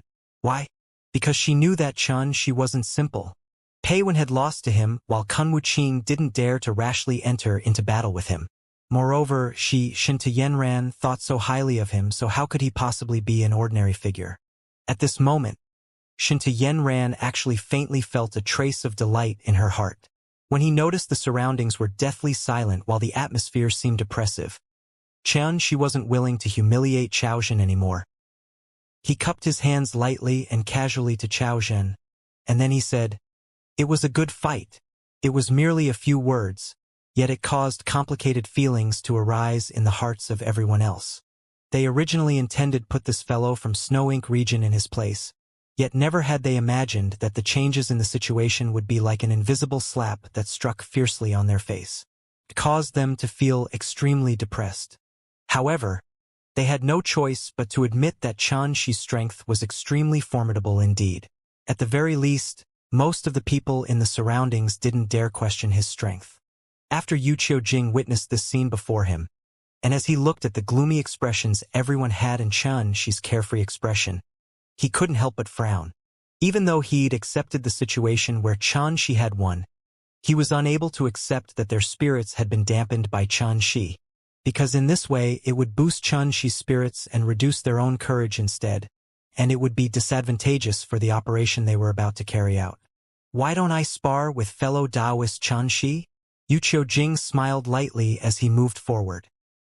He wore snow-white clothes, had a sword strapped to his waist, and every single move he made revealed a peerlessly graceful bearing. The eyes of everyone instantly lit up. When Zhuanyu Shui, who'd been constantly remaining silent until now, saw this, he couldn't help but pucker his lips. He intended to say something, yet he hesitated and didn't speak in the end. Xinta Yanran's beautiful brows rose instead, and she said, "Taoist brother Yuqiu, Xianxi has already proven his strength now. It's slightly inappropriate if this continues." Yu Qiujing smiled lightheartedly and said, "Yanran, there's no need for you to be anxious. I'm just burning with eagerness upon meeting someone that I can spar against, and I have no intention of suppressing fellow Taoist Xianxi. After all, even you're aware that it's truly difficult to find an opponent after attaining a cultivation like ours." He paused for a moment, and then his gaze suddenly looked at Xianxi as he said, "Fellow Taoist Xianxi, what do you think?" Xianxi said with a smile, "Of course." However, Xianxi was slightly annoyed in his heart. "We're only working together, yet they're constantly going against me because I'm from Snow Ink region and don't possess a prominent reputation. Now that I've proved my strength, This Yuqiu Jing refuses to let the matter rest and insists on dampening my spirits. I truly don't understand these fellows. However, Shintu Yenran objected. Her pretty face was suddenly suffused with a wisp of coldness, and the warm expression in her starry eyes vanished while her entire person suddenly emanated a wisp of indescribable majesty. Why don't I spar with fellow Taoist Yuqiu? Her red lips parted lightly, while her clear eyes were enshrouded with ethereal divine light. Even though her voice was indifferent, it revealed a strand of coldness. Everyone felt horrified in their hearts because they knew Shintu Yenran was angry. Yuqiu Jing's eyes narrowed, and then he laughed bitterly and shrugged before he said, Yenran, it's only a spar. If you don't agree to it, then let's forget it. Don't get angry. As he spoke, he grinned as he glanced at Xianxia and said, however, I really envy fellow Taoist Xianxia. He was actually able to obtain such favor and care from Yenran. Even I feel slightly envious. Shintu Yenran's expression eased up when she noticed the change in Yuqiu Jing's attitude, and she said, we can be said to be lucky to be able to work together, so we should naturally take care of each other and stand by each other. There's no such thing as favoring one over the other. She smiled as well, and he didn't say anything.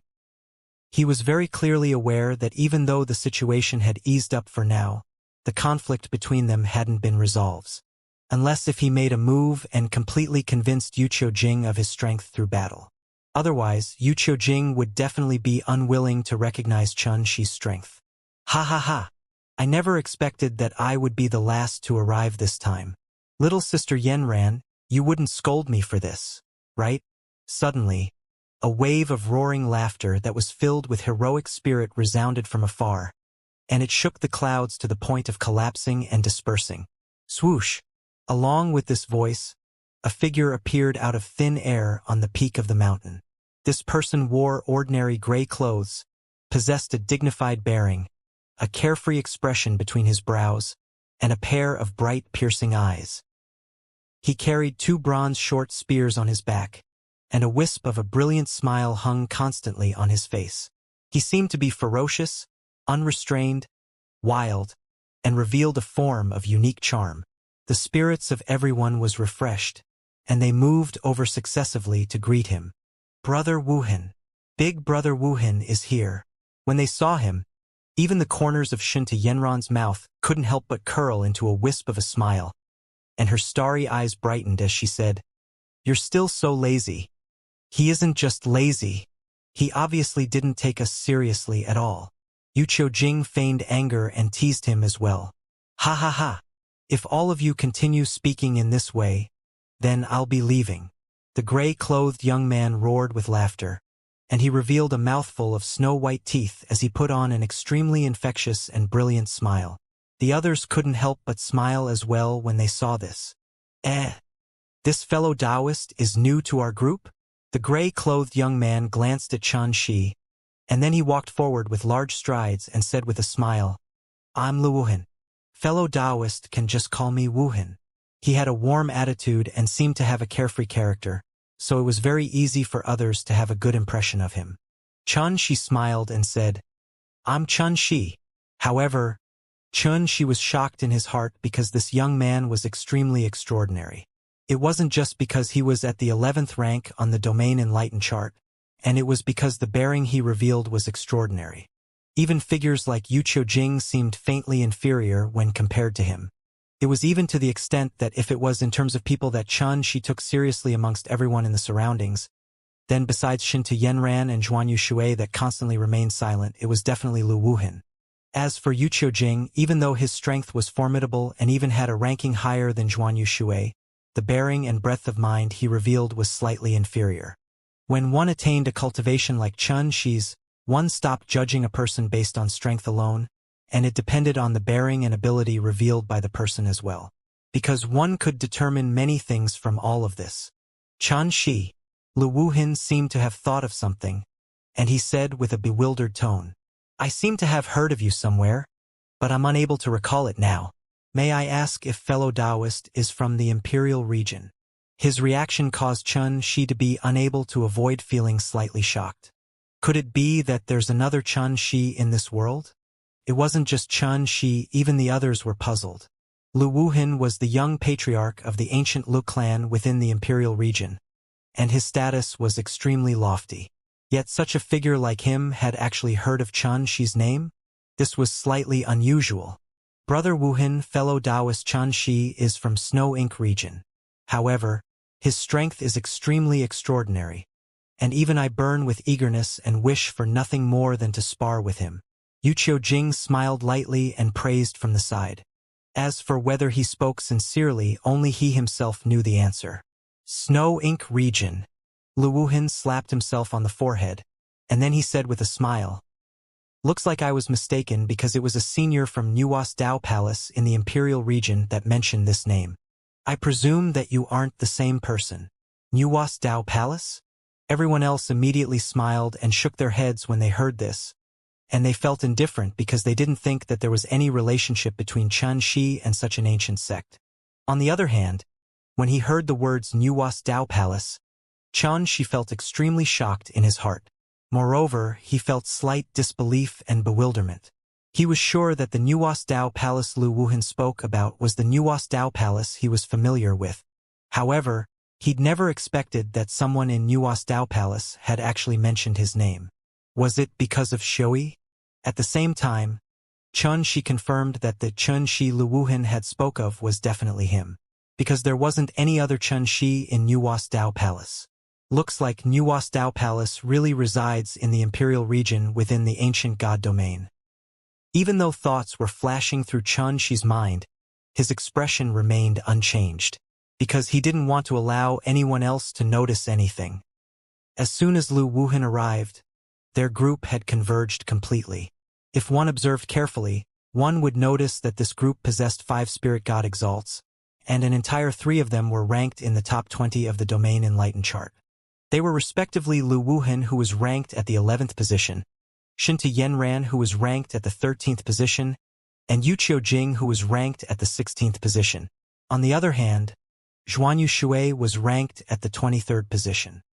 He was an existence that cultivated in the school of fiend god body refinement, and merely this alone made him someone that couldn't be underestimated. The last spirit god exalt was Chun Shi. Even though he wasn't ranked on the domain enlightened chart, that scene from before where he defeated Chaojin had already proved his strength to all of them. Besides the 5 of them, the other 10+ cultivators in their groups were top-rate existences from the imperial region as well. Such a group could be considered to be grand in the desolate Manka ruins. According to Xintu Yanran's deduction, only figures like Luo Xiaonong, Jianan, and Gongye Zhefu were worthy of them handling carefully. As for everyone else, they didn't have to care too much about them. There's only a single 9th grade Emperor rank Ancestral Dao root at the Ancestral Root Grounds. In other words, such a supreme fortuitous encounter can only be obtained by a single person. For fairness' sake, I've held a discussion with the other fellow Taoists and come to an agreement with them. Yu Qiujing spoke with confidence and composure. According to what he said, after they entered into the Ancestral Root Grounds, they had to make some time to obtain an Ancestral Dao root each for all the other cultivators in the group. After that, all of these cultivators would work together with them to help the 5 of them obtain the 9th grade Emperor rank Ancestral Dao root. Of course, the order of this could be rearranged according to circumstance. For example, they could first fight for the Emperor rank Ancestral Dao root before obtaining Ancestral Dao roots of other quality for the others. This was very understandable. The 9th grade Emperor rank Ancestral Dao root wasn't the only Ancestral Dao root in the Ancestral Root Grounds. There were many other Ancestral Dao roots, and merely their quality couldn't compare to the 9th grade Emperor rank Ancestral Dao root. On the other hand, it was obviously impossible for those cultivators that weren't spirit god exalts to fight for the 9th grade Emperor rank Ancestral Dao root. So, it was only realistic for them to be content with second best and choose to obtain other Ancestral Dao roots. This was reality. If Chun Shi and these other spirit god exalts in the group were unable to obtain that 9th grade Emperor rank Ancestral Dao root in the end, then they could only choose another Ancestral Dao root of slightly inferior quality. Because if they didn't do that, then they would be unable to advance smoothly into the universe enlightened Ancestral God realm. After Yu Qiujing said all of this, His gaze descended towards Xianxia in the end, and he said, "Fellow Taoist Xianxia, you're new here, so I presume you're already clearly aware about all of this now. So, do you agree?" Xianxia nodded. "Naturally. Good. Since everyone has agreed, then it's decided. However, I have to be frank beforehand, we can be considered to be a single whole once we enter the ancestral root grounds, so we much place emphasis on the interests of the group when doing anything. If anyone tries to break the rules, then that person will be our common enemy." Wuxia Jing's expression turned solemn as he spoke in a low voice, and his gaze seemed to glance intentionally towards Xianxia. It seemed like a warning and like a reminder as well, and it was very thought-provoking. As soon as Wuxia Jing finished speaking, the gazes of many seemed to have faintly shot towards Xianxia. The atmosphere became slightly delicate. Obviously, many people had taken Wuxia Jing's words to be a form of warning to Xianxia. Xianxia naturally discerned this as well. His expression remained tranquil, yet he felt slightly curious in his heart. Since the moment he'd seen Wuxia Jing until now, this fellow seemed to have been constantly targeting him. No matter if it was instigating those cultivators to probe his strength or utilizing his origins to doubt him, Wuxia Jing's attitude seemed to be impartial and moderate, yet Xianxia acutely noticed a trace of hostile amidst it.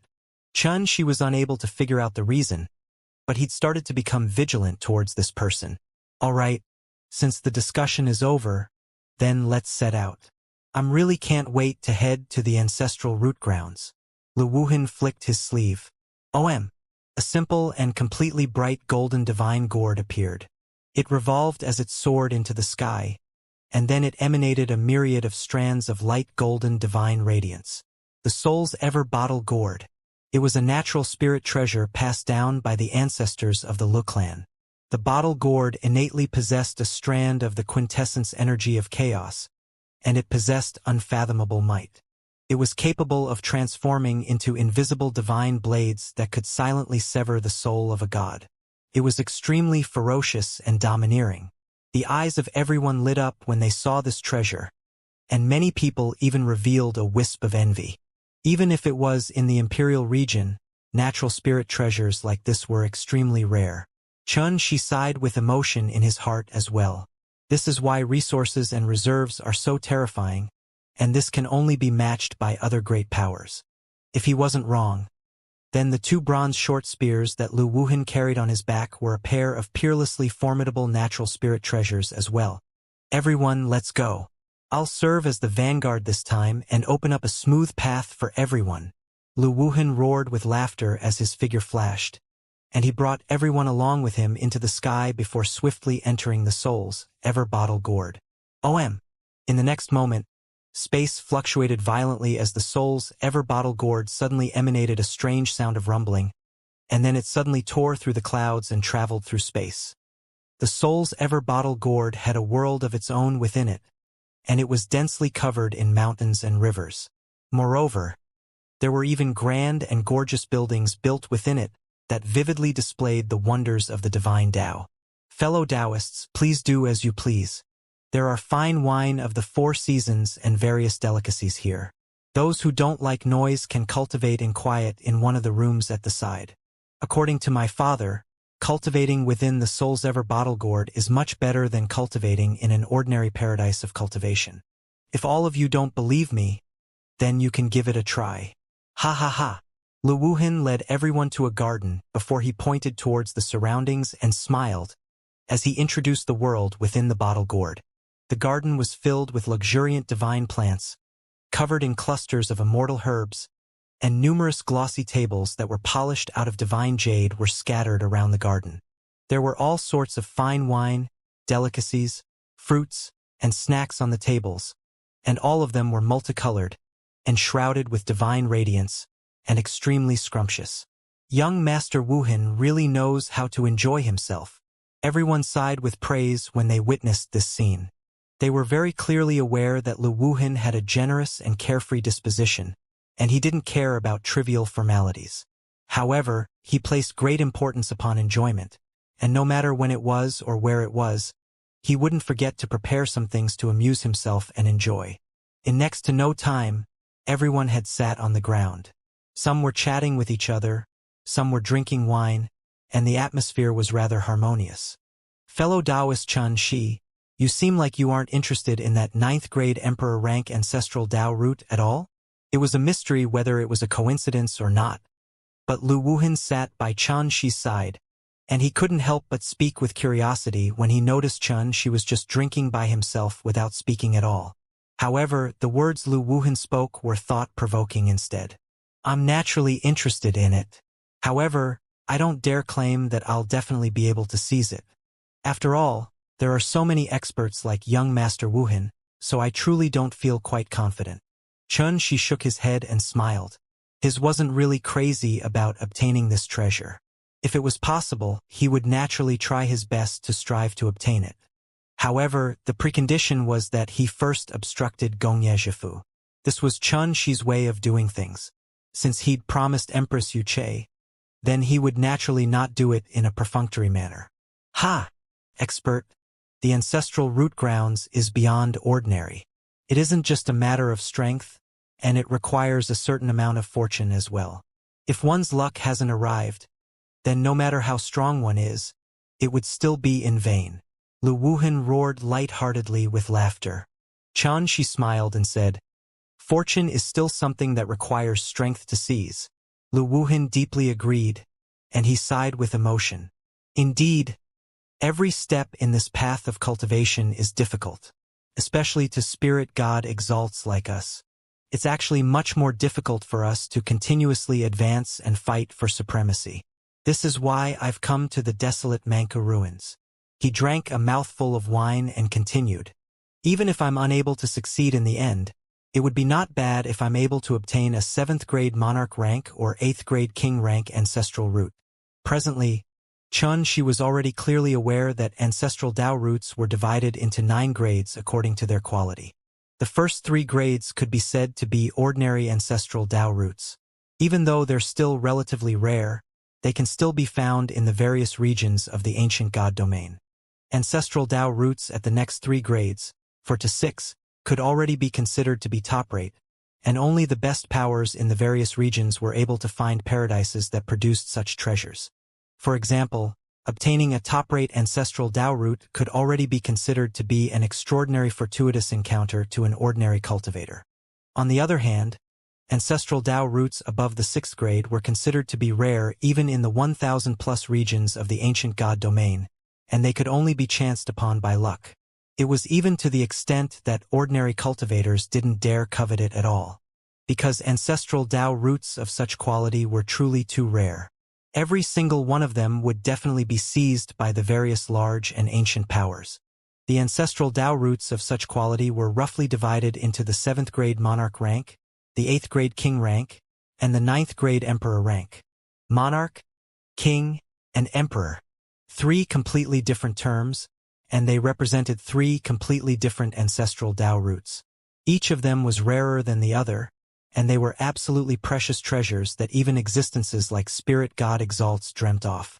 Yet now, when the desolate Manka ruins opened, there was a rumor that a new 9th grade emperor rank ancestral Tao root had been born within it.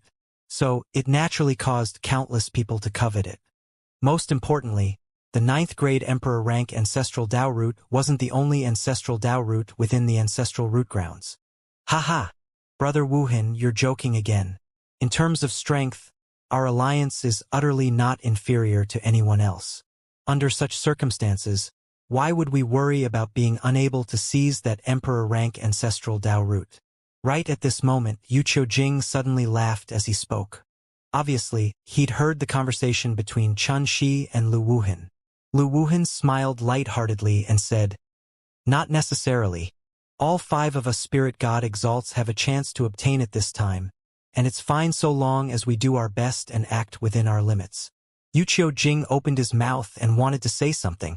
Suddenly, the heavens and the earth shook, and it caused everyone to be shocked and stop what they were doing. They were currently within the Soul's Ever bottle gourd, yet they actually suffered such a quake. Could it be that something has occurred in the outside world? Swish! Lu Wuhan suddenly stood up before he flicked his sleeve.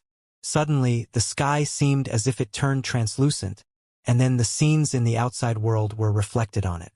After that, Everyone noticed that there were actually countless dangers arising in the outside world. The sky was pitch black like night, and it surged violently while flickering with lightning. The shadows of countless terrifying and enormous beasts whistled through the heavens and the earth. They were roaring furiously, and they trampled on space to the point it shattered into pieces. It was an extremely terrifying scene. Moreover, they could frequently notice the Grand Owl collapsing, monsters dancing about in the sky, blood spraying through the sky, disorder, and various other terrifying scenes, and these scenes filled every single inch of space in the heavens and the earth.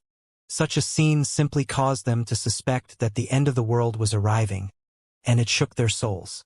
No wonder. We've already entered into the Chaos Beast boundary. Everyone, there's no need to worry. Absolutely no mishaps will occur with the soul's ever-bottle gourd protecting us. Lu Wuhan heaved a sigh of relief and spoke with a relaxed expression. The expressions of everyone else relaxed as well, and they paid no further attention to this. Obviously, they were clearly aware of everything about the Chaos Beast boundary since a long time ago. She was slightly terrified instead. He was very clearly aware that if he relied on his own ability, then it would probably be extremely difficult for him to pass through this area. This was the desolate Manka ruins. At the same time that it was filled with numerous fortuitous encounters, all sorts of killing intent and dangers were lying in wait as well. For example, the Chaos Beast boundary before them was a place of great danger in the desolate Manka ruins. Not to mention an ordinary spirit god Exalt, even a top-rate spirit god Exalt wouldn't dare step foot into this area alone. However, if one intended to enter the ancestral root grounds, then one had to pass through this area. This obviously showed that the ancestral root grounds wasn't a place that just anyone could arrive at. Fortunately, she didn't have to worry about this now. Bang! Bang! Bang! The soul's ever-bottle gourd trembled violently, and it vibrated intensely. Obviously, it had suffered a terrifying impact, and this caused the hearts of everyone to be filled once more with a wave of fear. What's that? It's the Buddhist sect's Jianan. Suddenly, someone exclaimed with surprise, and it drew the gazes of everyone over to look towards the outside world. A young man who wore a moon-white monk's robe and straw sandals held a cane made out of withered wood as he walked through the veil of night. His expression was calm and tranquil, and he revealed a wisp of a composed aura that was firm like a rock. The lightning and thunder were unable to shake his spirit at all, and the beasts and shadows of monsters were unable to obstruct his footsteps at all. He walked just like that through this expanse of danger, and he walked through the terrifying expanse of the heavens and the earth that seemed like the end of the world had descended upon it. His figure was tiny, yet it gave others the feeling that it was immovable. In merely the time of a few breaths, his figure had vanished in the boundless night sky in the distance. Everyone felt speechless while a wisp of surprise and even shock had surged into their hearts. How formidable! Someone couldn't help but sigh with emotion and break the silence in the surroundings. That's the strength of the existence at the 7th position on the Domain Enlightened chart. I truly wonder exactly how formidable Luo Xiaonong, who's ranked at the 3rd position, is. For a time, everyone's hearts felt slightly heavy because the stronger their opponents were, the more brutal the competition they faced would be. That's the aura of the Imperial Region's Buddhist sect. Jianan cultivates in the path of knowing oneself, persisting in oneself, and attaining the extremes in oneself. He's bound to endure and traverse everything by himself. This means that he'll be all alone here, and he wouldn't have any help. Lu Wuhan spoke with a light smile on his face, and he said with a burning gaze, "In this way, we have no need to fear him." Chunxi's eyes couldn't help but narrow when he heard this. A single person, a single path, a path to discover one's true self by oneself. How could competing with such a formidable figure be that easy? When he first laid eyes on Jianan, she was clearly aware that this was absolutely an extremely formidable opponent. Perhaps Lu Wuhan and the others weren't afraid of Jianan, but she had no choice but to take him seriously. This was purely a form of intuition. Of course, she naturally didn't desire to encounter Jianan while accomplishing his objective in the desolate Manka ruins. After the time for an incense stick to burn, the soul's ever-bottle gourd stopped shaking, and it gradually returned to a stable and silent state. However, when Xianxia's gaze shot towards the outside world, he noticed that it was an expanse of gray and haziness that entered into his field of vision. Obviously, they'd already passed the chaos beast boundary. However, the soul's ever-bottle-gourd speed had suddenly reduced sharply, and it seemed as if it had fallen into a swamp and was extremely slow and sluggish. Everyone, we've already arrived within the desolate Manchu, and it'll take at least 1 month before we're able to arrive at the ancestral root grounds. This is already the fastest speed that the soul's ever-bottle guard can travel at. After all, the desolate Manchu isn't ordinary at all. Not to mention a natural spirit treasure, even if we rely on our own strengths to fly, we'd still suffer extremely great restraint. Lu Wuhan explained. However, fortunately, there's no danger within the area enveloped by the desolate Manchu. So, everyone can seize this opportunity to meditate for a while, because you won't have another chance once we arrive at the ancestral root grounds. Everyone nodded to display their understanding upon hearing this. A month of time? I can rely on this opportunity to comprehend the inheritance from that iron sword. Xianxia was stunned, and then he immediately made a decision and stood up. Fellow Taoist Xianxia, where's you going? Yu Qiujing spoke with surprise. I'm going to cultivate. Xianxia spoke casually. Cultivate. Yu Qiujing spoke with amusement. It's only a month of time. It would pass in an instant while meditating on the spot here. So, there would probably be insufficient time for you to cultivate, right? The others felt slightly amused as well. It's only a single month of time. Can you even accomplish anything in that period of time?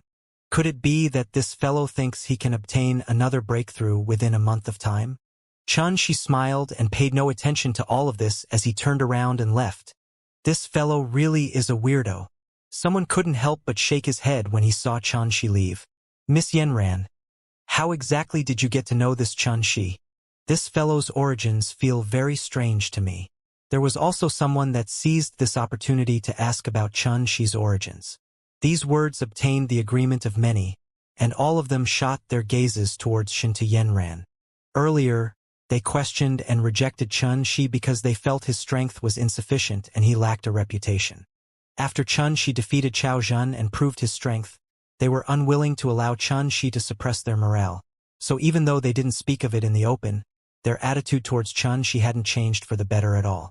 Xintu Yanran had discerned this with a single glance, and a trace of detest surged abruptly from her heart. All of these conceited fellows think extremely highly of themselves, and they look down upon the cultivators of the other regions. I wonder where they got such a sense of superiority.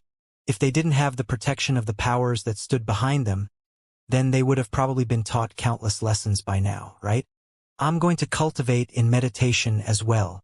Before Xintu Yanran could speak, Zhuanyu Shui, who usually kept silent, had suddenly spoken, and then he directly stood up and left.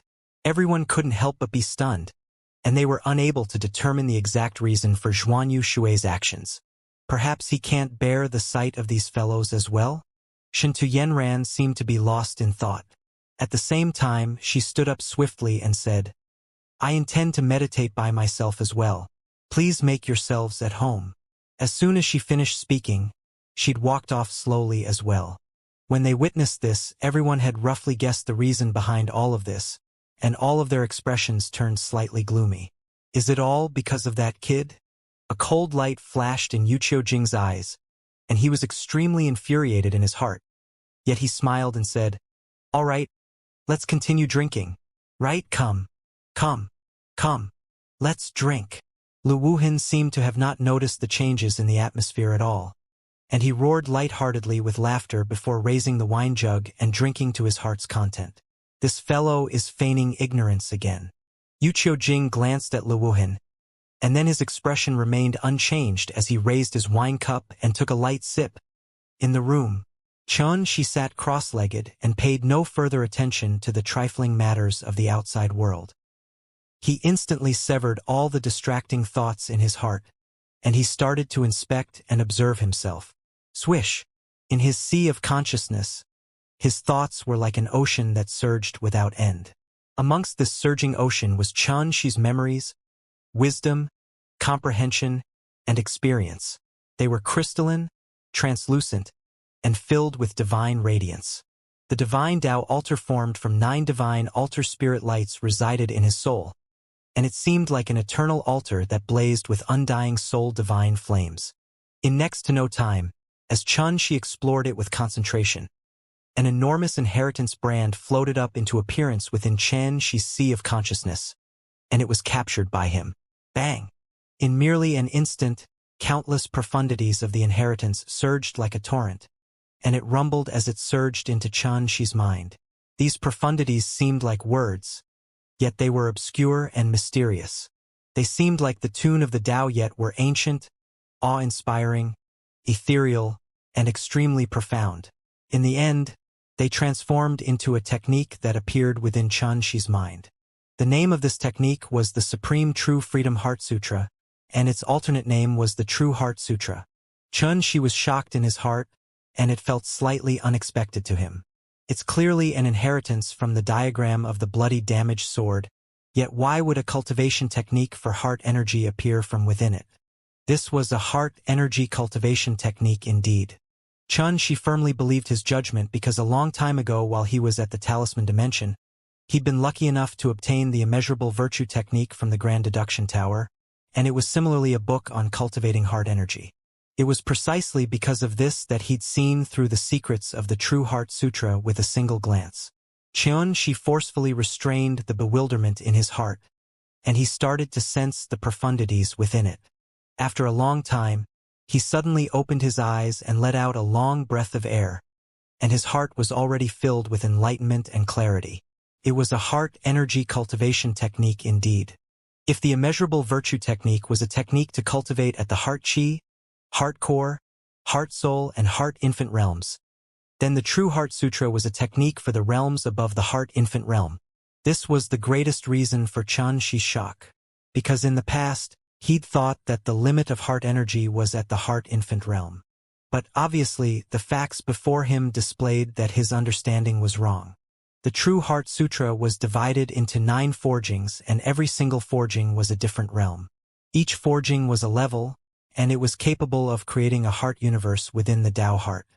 After 9 forgings, one would be at the 9th level, and it meant that one had established 9 heart universes in the Tao heart. In the end, these 9 heart universes would merge into one, and attaining such a state could be considered to be attaining perfection in the True Heart Sutra. Once one attained this state, one could obtain the truth of the past, comprehend one's true self, and understand true freedom. The more he comprehended it, the more shocked Xianxia felt, and his understanding of heart energy grew more and more deeper. Simply speaking, the heart energy realm, the realm of cultivation and heart energy that he was currently at, was like an infant, whereas cultivating the True Heart Sutra was like providing this heart infant with a cultivation technique to grow up swiftly. On the other hand, those 9 forgings were 9 levels to improve the heart infant. With this technique in my possession, it wouldn't just be a simple improvement of heart energy. Xianxia was very clearly aware of how unbelievable two effects of heart energy were. Not only was it capable of improving one's ability to persist in drawn-out battles, it also carried immeasurable benefits to the tempering of one's cultivation and the comprehension of the Tao. Presently, Xianxia felt even more shocked by the second half of the True Heart Sutra. Shockingly, it was branded with a technique to control the Sword Tao with heart energy. Controlling the Sword Tao with heart energy. In the past, Xianxia had never thought about such a thing. Thus, besides feeling shocked, it instantly caused him to feel enlightened, as if a new world had been revealed before his eyes. He didn't delay at all and started to comprehend it carefully. Along with the passage of time, his gaze gradually grew brighter, and his eyes carried shock, pleasant surprise, and disbelief. In the end, he took a deep breath and muttered, "No wonder the Sword Tao of the Iron Sword's owner was so shocking." It turns out that if one intends to improve in the Sword Emperor realm, then one has to start from heart energy. According to this technique, the Sword Emperor realm was divided into 9 levels, and it was called the 9 levels of the Sword Emperor realm. Every single level was a complete transformation in the Sword Tao, and it would allow the might of one's Sword Tao to undergo a tremendous transformation. This technique to control the sword Dao with heart energy could be called the mysterious sword of the heart. Xianxia clicked his tongue with admiration because this sword technique seemed to supplement and act in cooperation with the 9 levels of the True Heart Sutra. In other words, when one attained the first forging, one could utilize the might of the first level of the Sword Emperor realm. If one attained the second forging, then one could utilize the might of the second level of the Sword Emperor realm, and so on and so forth. So, once he attained all 9 forgings, he would be able to utilize the might of the 9th level of the Sword Emperor realm. The realm above the 9th level of the Sword Emperor realm was called the ultimate path of the sword, and it was a true eternal and boundless path of the sword of one's true self. The owner of the iron sword had broken through from the 9th level of the Sword Emperor realm and stepped foot onto the ultimate path of the sword, and it was precisely because of it that he was able to slaughter all gods and demons that stood before him. After a long time, Xianxia's heart gradually recovered its calm. The True Heart Sutra, the mysterious sword of the heart, the 9 levels of the Sword Emperor realm. I've already been stuck at the Heart Infant realm for a long time now. If I'm able to break through, then perhaps my combat strength will be able to improve along with it. Xianxia pondered silently for a long time, and then he didn't hesitate to try cultivating it. Swoosh! After a short moment, the heart infant that had always been sitting cross-legged with its eyes closed within his Tao heart had suddenly opened his eyes. Its eyes were clear, pitch black, and flowed with a mysterious glow. The appearance of this heart infant was exactly similar to Xianxia, and it was just the size of an infant. At this moment, its hands were held up in the air and had formed a mysterious seal. Along with the formation of this seal, strands of seemingly material and crystalline light suddenly effused out from the heart infant, and it enshrouded it, seethed around it, and seemed grand and holy. It was heart energy. At this moment, the heart infant was cultivating the True Heart Sutra's technique for the first forging according to Xianxia's command. Swish! Swish! The effects were beyond expectation, and it could even be said to be slightly shocking.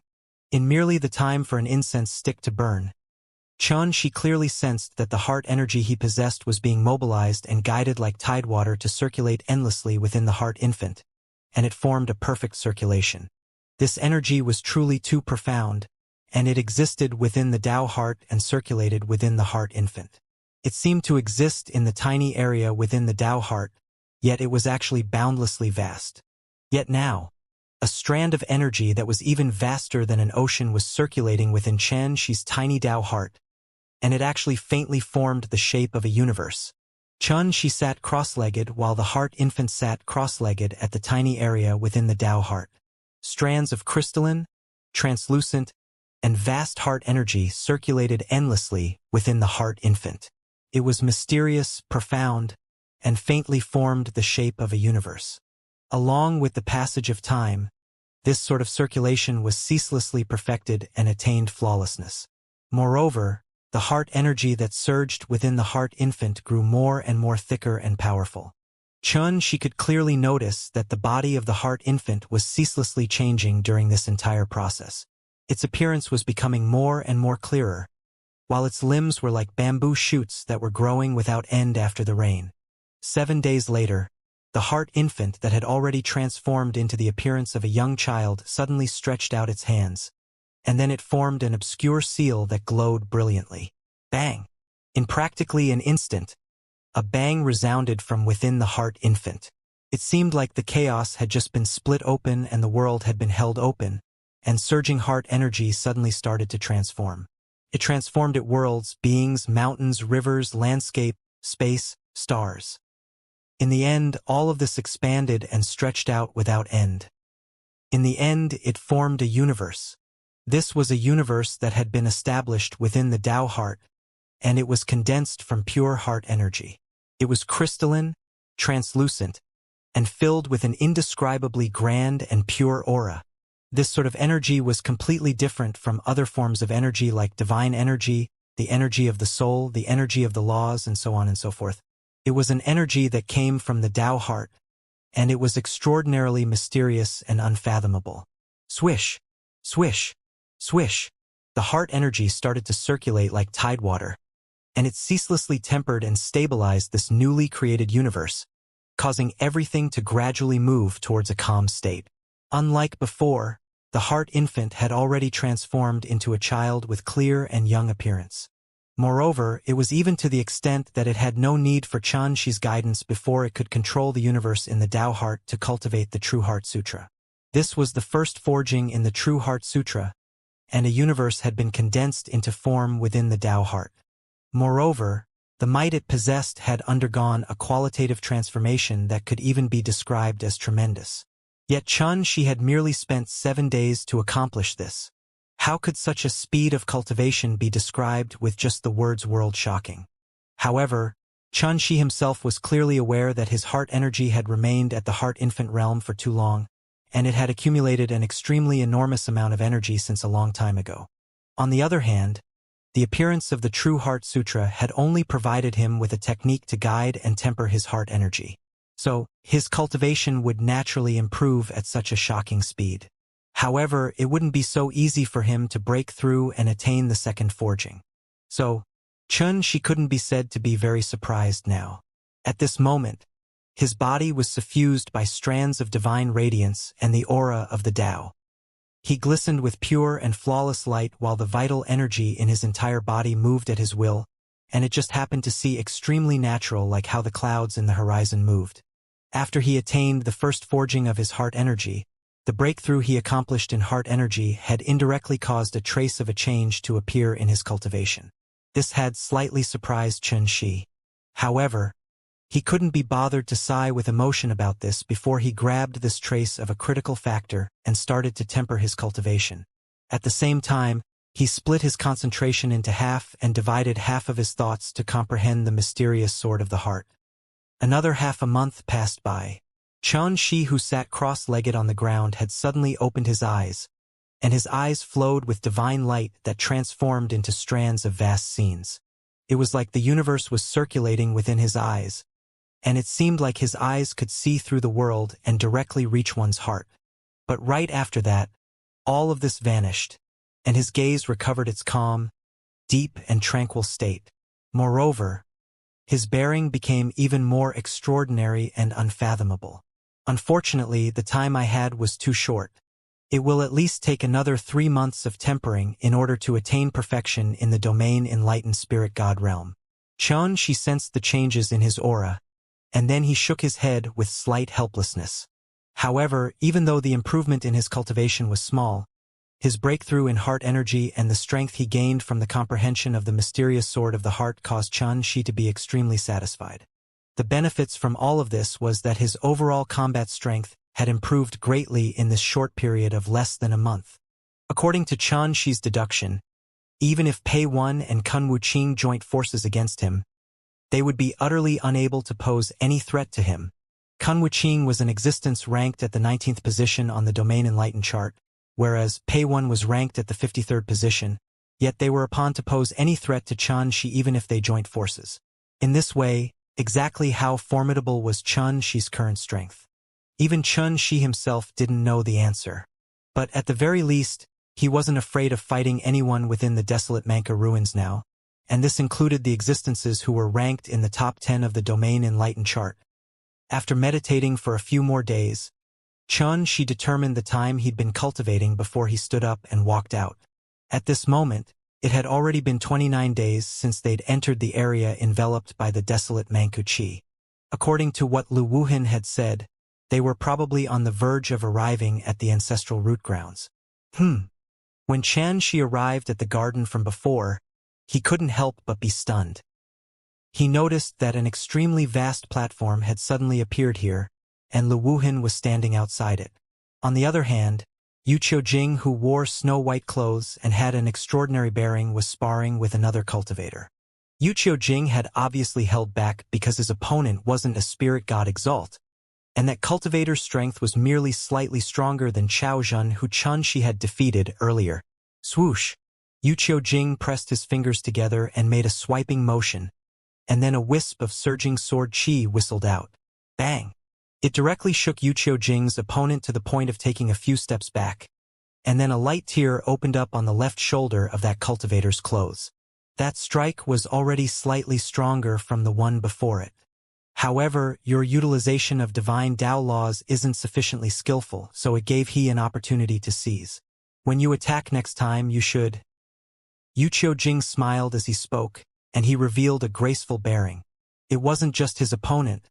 Some of the cultivators in the vicinity of the platform seemed to be listening attentively and pondering deeply on his words. When he glanced over all of this, Chun Shi instantly understood that Yu Qiujing was obviously utilizing live combat to guide these cultivators. This fellow really refuses to stop. We're already about to arrive at the ancestral root grounds, yet he's wasting such amounts of strength here. Chun Shi felt rather disapproving of this.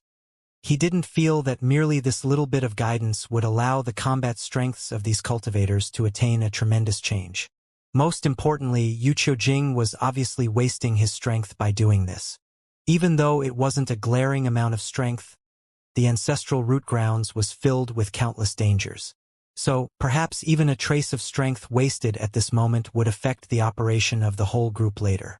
However, it was obvious that Yu Qiujing and the others didn't care about this. Chun Shi would naturally not speak out and stop all of this. Not to mention that it would dampen their spirits, it would even offend a great deal of people. Taoist brother Yu Qiu, can you spar with me and guide me? A cultivator before the platform cupped his hands. And then he looked at Yu Qiujing with a hopeful expression. It's my turn. Yeah. Such an opportunity is extremely rare, and everyone is waiting for their turn. So, don't try to get ahead of us so as to avoid any unpleasant events from arising. The other cultivators spoke successively. Obviously, they yearned to spar with Yu Qiujing and obtain some guidance. Yu Qiujing roared with laughter and really enjoyed this sort of feeling. He was just about to speak when his gaze glanced inadvertently, and he noticed Chun Shi who stood in the distance, causing him to instantly change his mind. Fellow Taoist Chun Shi, I presume your cultivation has improved after cultivating for so long. Why don't we seize this opportunity to have a spar? Yu Qiujing spoke in a loud and bright voice, and it instantly moved the attention of everyone onto Chun Shi. Moreover, all their faces carried a trace of ridicule. When Chun Shi went off to cultivate that day, all of them felt rather disdainful towards it, and they felt that Chun Shi was putting on an act. Now, when they heard Yu Qiujing raise such a suggestion, they instantly felt delighted in their hearts and intended to watch the show. Lu Wuhan couldn't help but smile when he witnessed this, and he shook his head without end. He'd heard earlier that Yu Qiujing intended to spar with Chun Shi before they set out for the ancestral root grounds. However, Shen Tuyenran had forcefully stopped Yu Qiujing. Now, Yu Qiujing had publicly raised this suggestion once more, and it was obvious that Yu Qiujing had been constantly thinking about defeating Chun Shi. As for why Yu Qiujing intended to do this, Lu Wuhan was able to roughly guess the answer. However, he didn't intend to stop it because a spar wasn't a big deal. Moreover, he was rather curious about Chun Shi's combat strength, and he intended to witness it in full at this moment. Chun Shi's brows knit together imperceptibly when facing this invitation, and then he shook his head and said, We've about to arrive at the ancestral root grounds, so it wouldn't be too late for me to spar with fellow Taoist Yu Qiu when we have a chance after that. This fellow is avoiding it again. Could it be that he's worried about being defeated and losing face? A wave of disdain instantly arose in the hearts of all, and they felt slight contempt towards Chun Shi's actions of shrink back from a challenge. This indirectly proved that even though they subconsciously admitted Chun Shi's strength was formidable, they felt it was impossible for him to be a match for Yu Qiujing. After all, Yu Qiujing was in existence ranked at the 15th position on the Domain Enlightened chart. Such a figure was simply like a legend to them, and besides Shen Tuyenran and Lu Wuhan, Yu Qiujing was the strongest. On the other hand, Yu Qiujing frowned when he heard Chun Shi's refusal, and then the smile on his face lightened while he felt slightly angry in his heart. His first invitation being refused was still understandable. After all, the situation at that time was special, but if Chun Shi refused his invitation for a second time, then Chun Shi was really not giving him face at all. What? Does fellow Taoist Chun Shi look down on me?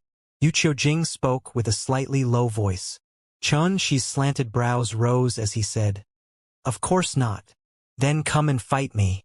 Stop shrinking back. Otherwise, it wouldn't just be me who looks down upon you. and even everyone in the surroundings will have the same opinion about you. Yuqiu Jing spoke indifferently. Chen Shi, Brother Yuqiu has already made it clear. So could it be that you still intend to shrink back? Yeah. If you're an expert, then show your courage. We're from the same group, so it wouldn't be shameful at all even if you lose. Heh. It looks to me like this fellow Taoist Chen Shi hasn't taken us to be allies at all. Otherwise, how could he possibly act like this?